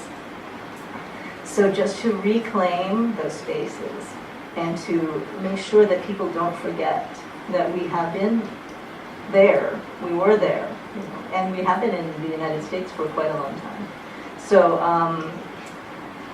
I think, of course, anytime a group of people is erased from a historical place or a geographical place, it's it really is. It's very. I don't want to say. Well, no, I would say it is a form of violence in a lot of ways.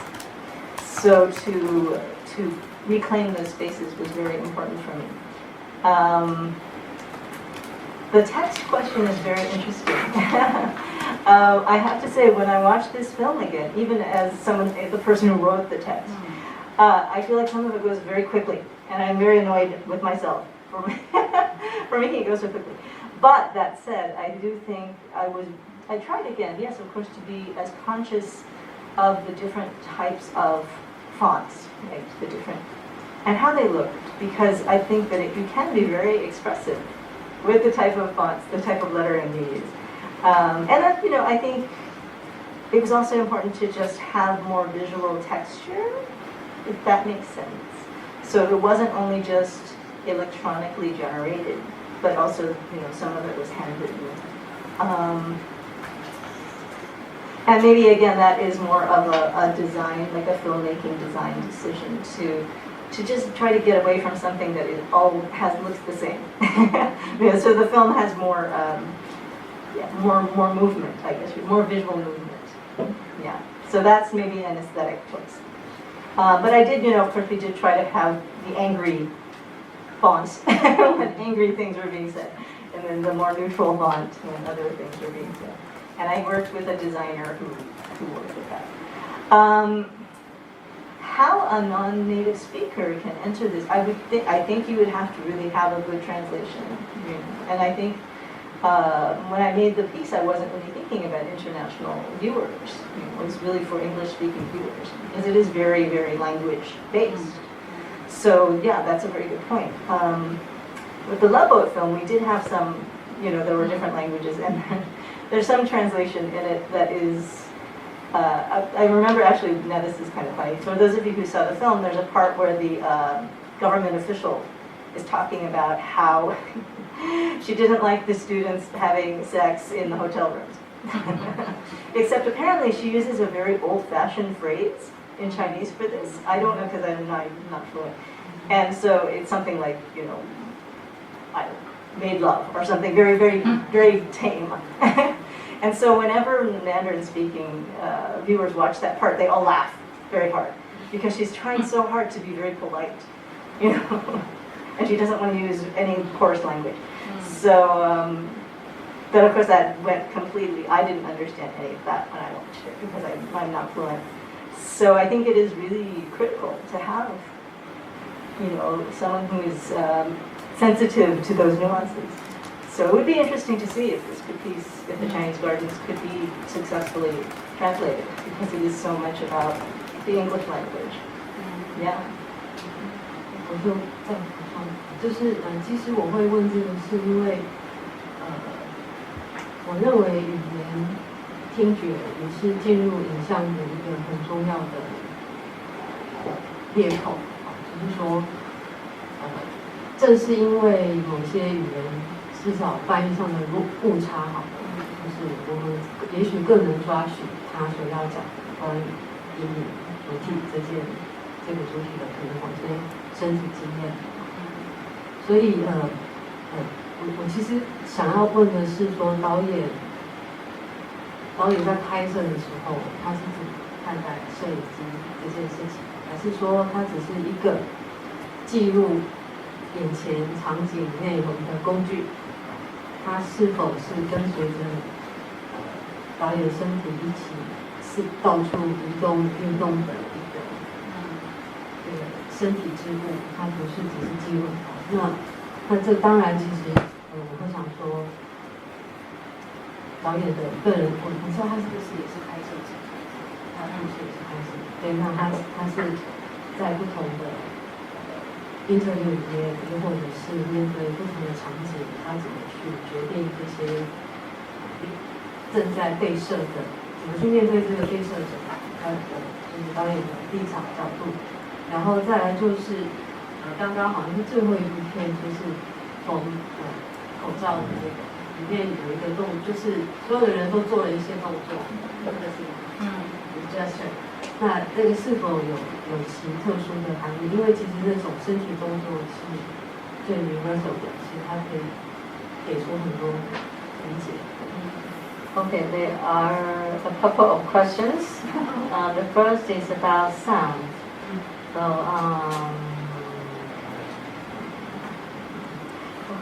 to Professor Ling, the documentary film is not just about images, it's also about sound. And the reason why she asked a question about language is because, she is interested in, sound and voices.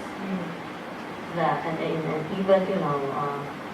for example, in spoken languages, even mistranslations have sound. Right? So she is interested in. Am I correct? 这是我这样讲。Okay. So she's interested in the physicality of sound and that in a way is related to her question earlier about the materiality of images that she talked about. Yes, and her another question is she wonders how you as a filmmaker and as a camera holder interact with the interviewees and also interact with the environment in a way, right? But making more theoretical question. Okay. And the third question is about the square. Oh, okay, yeah, the anti-sewing square, right? At the end of the film, all women made some kind of body gesture. So she wonders, if it has a specific meaning. Yes. Okay. All right. So I think if you're referring to the Chinese gardens having mostly written words and not spoken words, I think that for me, in some ways, because the events that were described were so horrible, to have it written somehow emphasized it more, because it was it was silent. So I'm not sure why, but it seemed to make sense to me. Just reading those passages in some ways becomes more horrible, because you don't hear a voice articulating any kind of inflection. Yeah. The dance, as far as what was the second part? Oh, the interviewing. That's a good question. I think as far as how I'm relating to the interview topics or the interview subjects, that's a whole, that's a lot of thinking. I think I always try, if I can, to be sensitive to what they want to express. And, if I feel like I'm pushing them in a direction that is uncomfortable for them, then I try to, be aware of that. So it's a very much like a balancing act between what you want to get out of them and what they're willing to give you. And you have to respect that they might not want to give you everything that you want. So yes, so that's very tricky. It's almost very collaborative when you're working with an interviewee, because you have to, they're sharing a lot with you. And some people are less respectful of that. I think I learned to try to be as much as I can, to try to be conscious of that. Because sometimes people are talking about topics that are sensitive to me. Yes. So the Auntie Sewing Squad part about the gesture, the dip. So this is another thing we did. We choreographed this piece together on Zoom. And you see the end results where we're all kind of doing these different dance moves. And all of the little movements somehow relate to our process of the making of the masks. So you had, I think there was like cutting and pulling fabric down, and I don't remember even what this one is. I don't know what they all were. Pushing fabric through. We had a joke that was very silly. Christina Wong, who is the founder of the group, is also a comedian, like a performance artist who does comedy. And one thing, she has this joke that she would say. She said if we didn't make enough masks, she would cut off our fingers. She was trying to be absurd. So I think that maybe is also what the cutting is. Okay, only maybe funny to us. But then also there was, like the fist, right, power fist, like Black Power, just showing sort of like this revolutionary moment that we were trying to encourage. I think there's something about being like attacked, being hit in the stomach. So, trying to incorporate a lot of the feelings and experiences we had, visually and physically in this dance move. But the important part, I think, was that we all worked on it together. So, we said, okay, we want to talk about this and what can we do? And then we went back and we filmed the Zoom after we had choreographed the whole piece together as a group. So it was an extension of this way that we had, really worked together and tried to be more collective in the decision-making we made. And it kind of reflected the film, too, the way people all sent me their clips. So it was just a fun, abstract way to express what we had been going through, and not such a concrete explanation. Because in that film, there is a lot of interviews, right? And it's explaining very concretely. So to have a little bit more interpretive, I think, an interpretive way to look at our experience was important. Yeah. There's still a question that Phyllis asked, is that the relationship between the photographer and camera. Oh, me as a photographer. I'm curious as well. So I was actually not literally the photographer. Not literally that, how to say that? Filmmaker. Sorry. Filmmaker and the subject? Yeah, and like your relationship between the camera gear and yourself. The camera gear? It's like just a camera gear to making a video or like. 我补充一下，就是举例来说，在某些现场，如果我是以现在这样子进行对话、讨论、聊天，跟我一直作为一个摄影师，我一直看着这个小方法，那个身体感是不一样的。所以你会抓取到的镜头，你会在意的那个现场影像的抓取也是不一样的。所以对这个我觉得是非常实际的问题，就是说，如果说这么就纪录片里面作品里面不少的面对被摄者，他的个人经验或者是他当时想法是什么？你最后是什么？就是他就是其实就是讲说，他如何看待这个部分，就是说还是说其实摄影机只是作为一个工具，它其实就是放在这里，就是丢给一切，然后不需要以不同的方式去穿越。Okay, this is a theoretical question, but also, a question that filmmakers will get. So it seems that, there are different kinds of physicalities involved in making different kinds of films. For example, if you make a film that has many interviews, then you have to interact with the interviewees and so on. And if you make a film that, if you just make a more observational kind of film, then you just put in a camera or a tripod, camera stay there. So there are different kind of physicalities involved in these filmmaking processes. And she wonders, to you,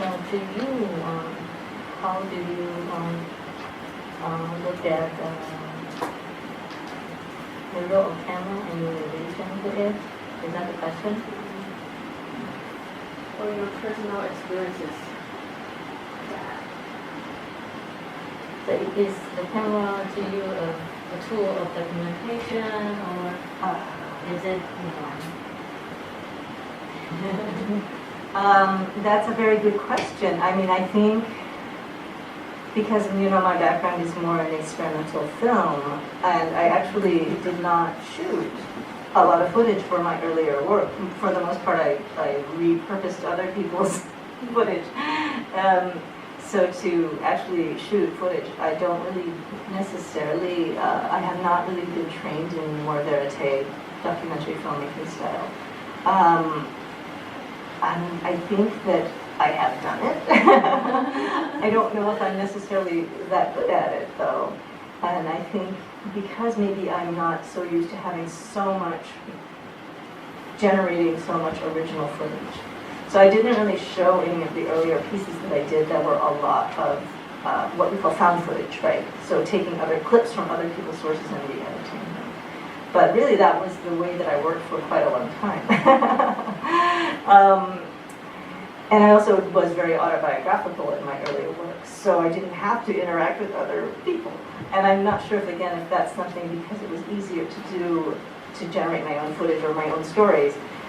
So to learn to work with subjects and other subjects and to shoot verite style was something that was beyond my original training. So I think it's definitely not my favorite way to work.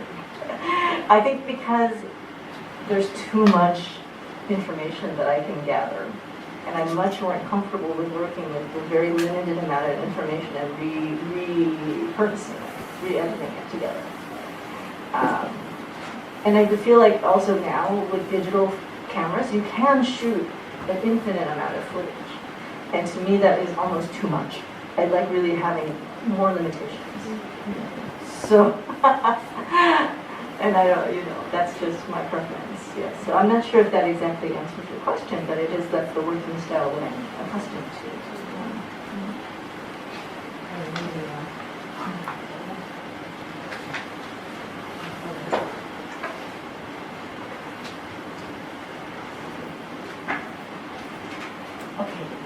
Valerie, thank you so much. I'm very much impressed. By some moments here and there. Let me see. I really appreciate how you use this image. Actually, it's a long history of yours, of shooting, but also your life experience and your family's experience in the U.S. So you are using image to reflect, as you said, how Asian Americans experience the discrimination or the silent violence or verbal violence, physical violence in daily life. So how not to stay in angry mode or anxious mood, and then try to take action. Okay, to translate that into images and to circulate it, broadly. So I think that's great. I especially like there's a Oriental Soul Look-alike as a preface now, but the Chinese Garden is an excellent piece. But I also noticed that there are different tones you use in this Chinese garden and this other films like Anti-Sewing Squad or Love Boat. So this is actually mainly my question. But before I move on to my real question, I want to say that the way you dealt with this Chinese garden, you actually conveyed the time span, like the history, and you use different historical photographs, you use the timelines, statistics, you juxtapose the old paragraph with this the streets, the drawn map, and also you use this, as Ting Yi mentioned, this script, calligraphy, board, to use this image and to segmentize these sections. And you also use different cases of the forced evacuation or deportation or transportation from place to place, so that we see this four constant emptied out, okay, and they move to different places. So all this show how maybe possibly in the past time spot, historical moment, how severe was the hatred or this exclusion, not to mention this the act, right, forced them to move.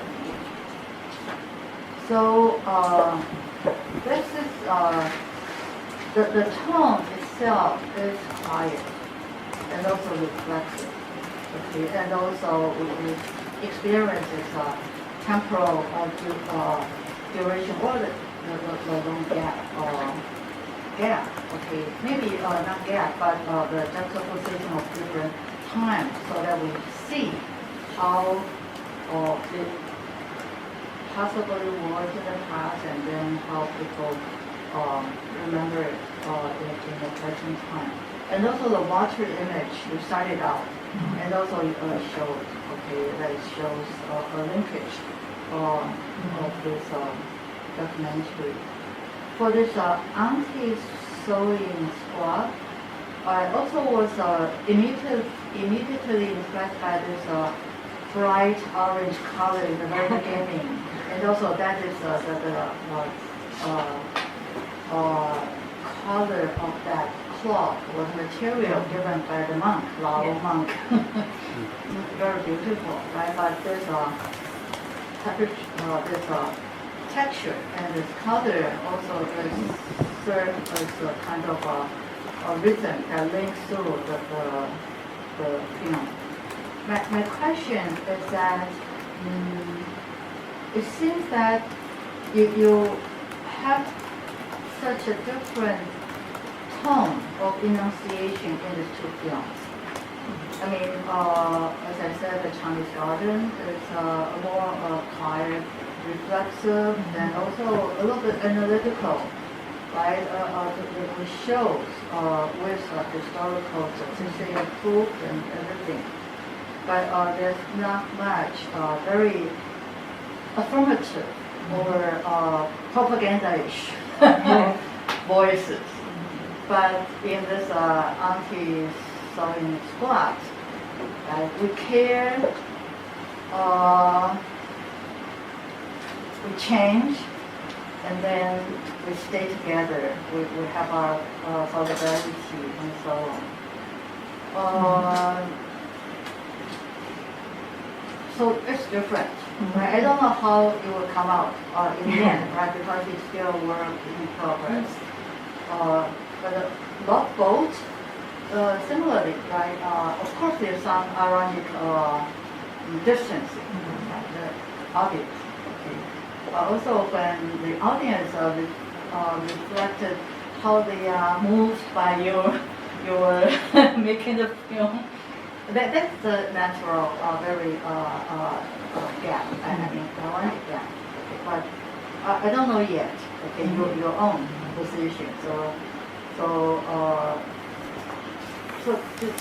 you bothered by the choice of a position or tone, or have you decided, or how you want to choose when you present the film? Okay, how you distance yourself, and I think that's related to Hanyang's question, the position of or the physical position of the camera and the target or the environment that he or she goes into. There's a parallel relation would be the anthropological viewer, whether the interviewer wants to be involved or could stay out of it. Okay, but then that will be different from the effect, the film he or she wants to present. So this is my curiosity. Yeah, I mean, I think that's all very interesting observations. The tone is very interesting to think about.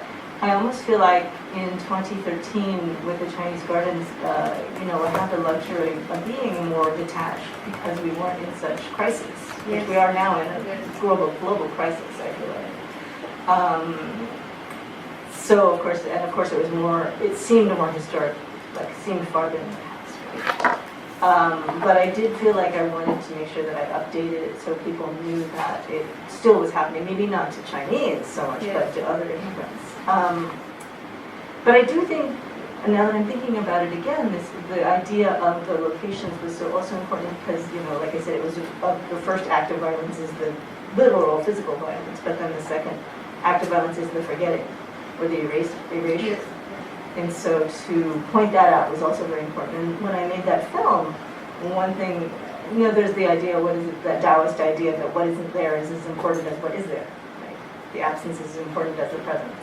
And so I think that's something that I wanted to also emphasize is, you see nothing.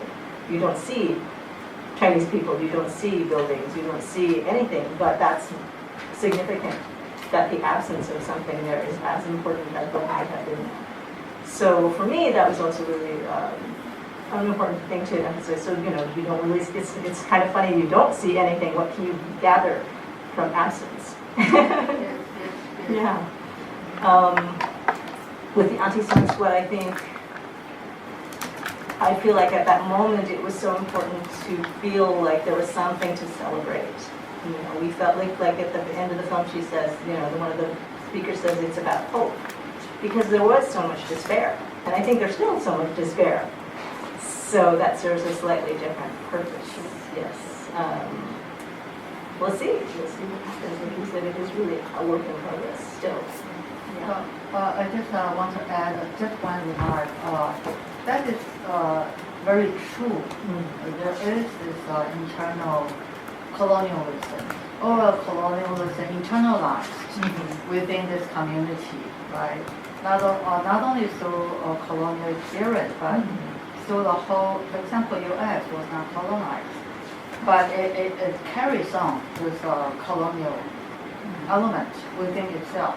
Okay, so it is there. And not to mention, during this pandemic, Asians were attacked, right? They are citizen interviewer, or they caught the Chinese and interrogate. Or not Chinese, but Asian. So it's ongoing, still there. So, maybe you'll see other. Yeah, I mean, I think also just other things, to critique, I think the Chinese Gardens too is to critique the idea that that the U.S. is a meritocracy and things were always good and fabulous and wonderful for immigrants, and of course it's not true. So to think a little bit more critically about that was important as well. Yeah, I think now 10 years later, people are being much more conscious in the U.S. of suddenly thinking about how problematic their history, the history of the country is, and how the country was founded on, taking land away from Native Americans. And the slave trade. Yes. So I think that it's important to be conscious of it. and not denying that that happened. I'd like to add one last question. Maybe it's more of an observation, and it's about the Chinese garden. I really love the film. This is really interesting to me to say that they were influenced by Rage, whose films are also very direct and poetic. And it seems to me that that's also the case of the Chinese garden. And I was really struck by the transientness of the images in the Chinese garden, and also there's also a sense of the camera is often on the move, or so we have these representations of things from the past and also from the present. So there is this collapse in the relatives, in those images of landscapes and Chinatowns and the boards, I think. Yeah. Right. And sometimes the camera is put on the boat. Yes. Right. So it seems to me that this film is so powerful because it's not just a conventional type of documentary about how to uncover minority history. And in the fonts that you use for the text, they are different fonts and there are different presentation of text. But you do not use, for example, images from newsreels or from newspapers, right? And in the film you only have two images. Poetry, yeah, right? So it's quite, unlike the official documentaries about, for example, Asian American history or minority history in the U.S. that we often watch on TV or in theaters. So I wonder if there is a different conception of about the archive or about filmmaking as an act of archiving, which in a way also questions the very notion of the official archive. Since minority history, and in this case it's the Chinese American history, the violence as mentioned phrase, are not documented in the official archive at all. So it is really interesting in that way, or what you just said, the absence of events and people, and the presence of locations and landscapes, things that really interest me. I think I was very interested in sort of the specters that remain, these ghostly after effects of what had happened in the past that still affect life now. But also I wanted to challenge the idea of sort of a traditional narrative structure where everything has closure at the end, and you have an answer to all the questions that are raised in the piece, which I really wanted to have more questions at the end of the piece than answers. And I think that that's something that, if you do watch conventional film in their narratives or documentaries, they do really want you to have all your question answered. It's a nice, there's conflict, and then you find the answer, the solution. And I think that for me it was important not to have a solution, because there is not a solution yet. So to understand that these problems are still ongoing, and we still are searching for solutions or answers that maybe will never come. We maybe will be able to find the best solution we can find, but not a complete solution. So to me, to have an open-ended structure like that was very important. Yeah. So I think some people are very bothered by that because they want an answer, but there is no answer. So. Okay, so that's it. Thank you so much, Professor Larry So, and also thank you, Professors Ko and Ling and Bill, and also thank you for students, for the students. students who are here and who are online. So thank you. Thank you so everyone. much for the wonderful discussion. So thought-provoking. Okay, bye-bye.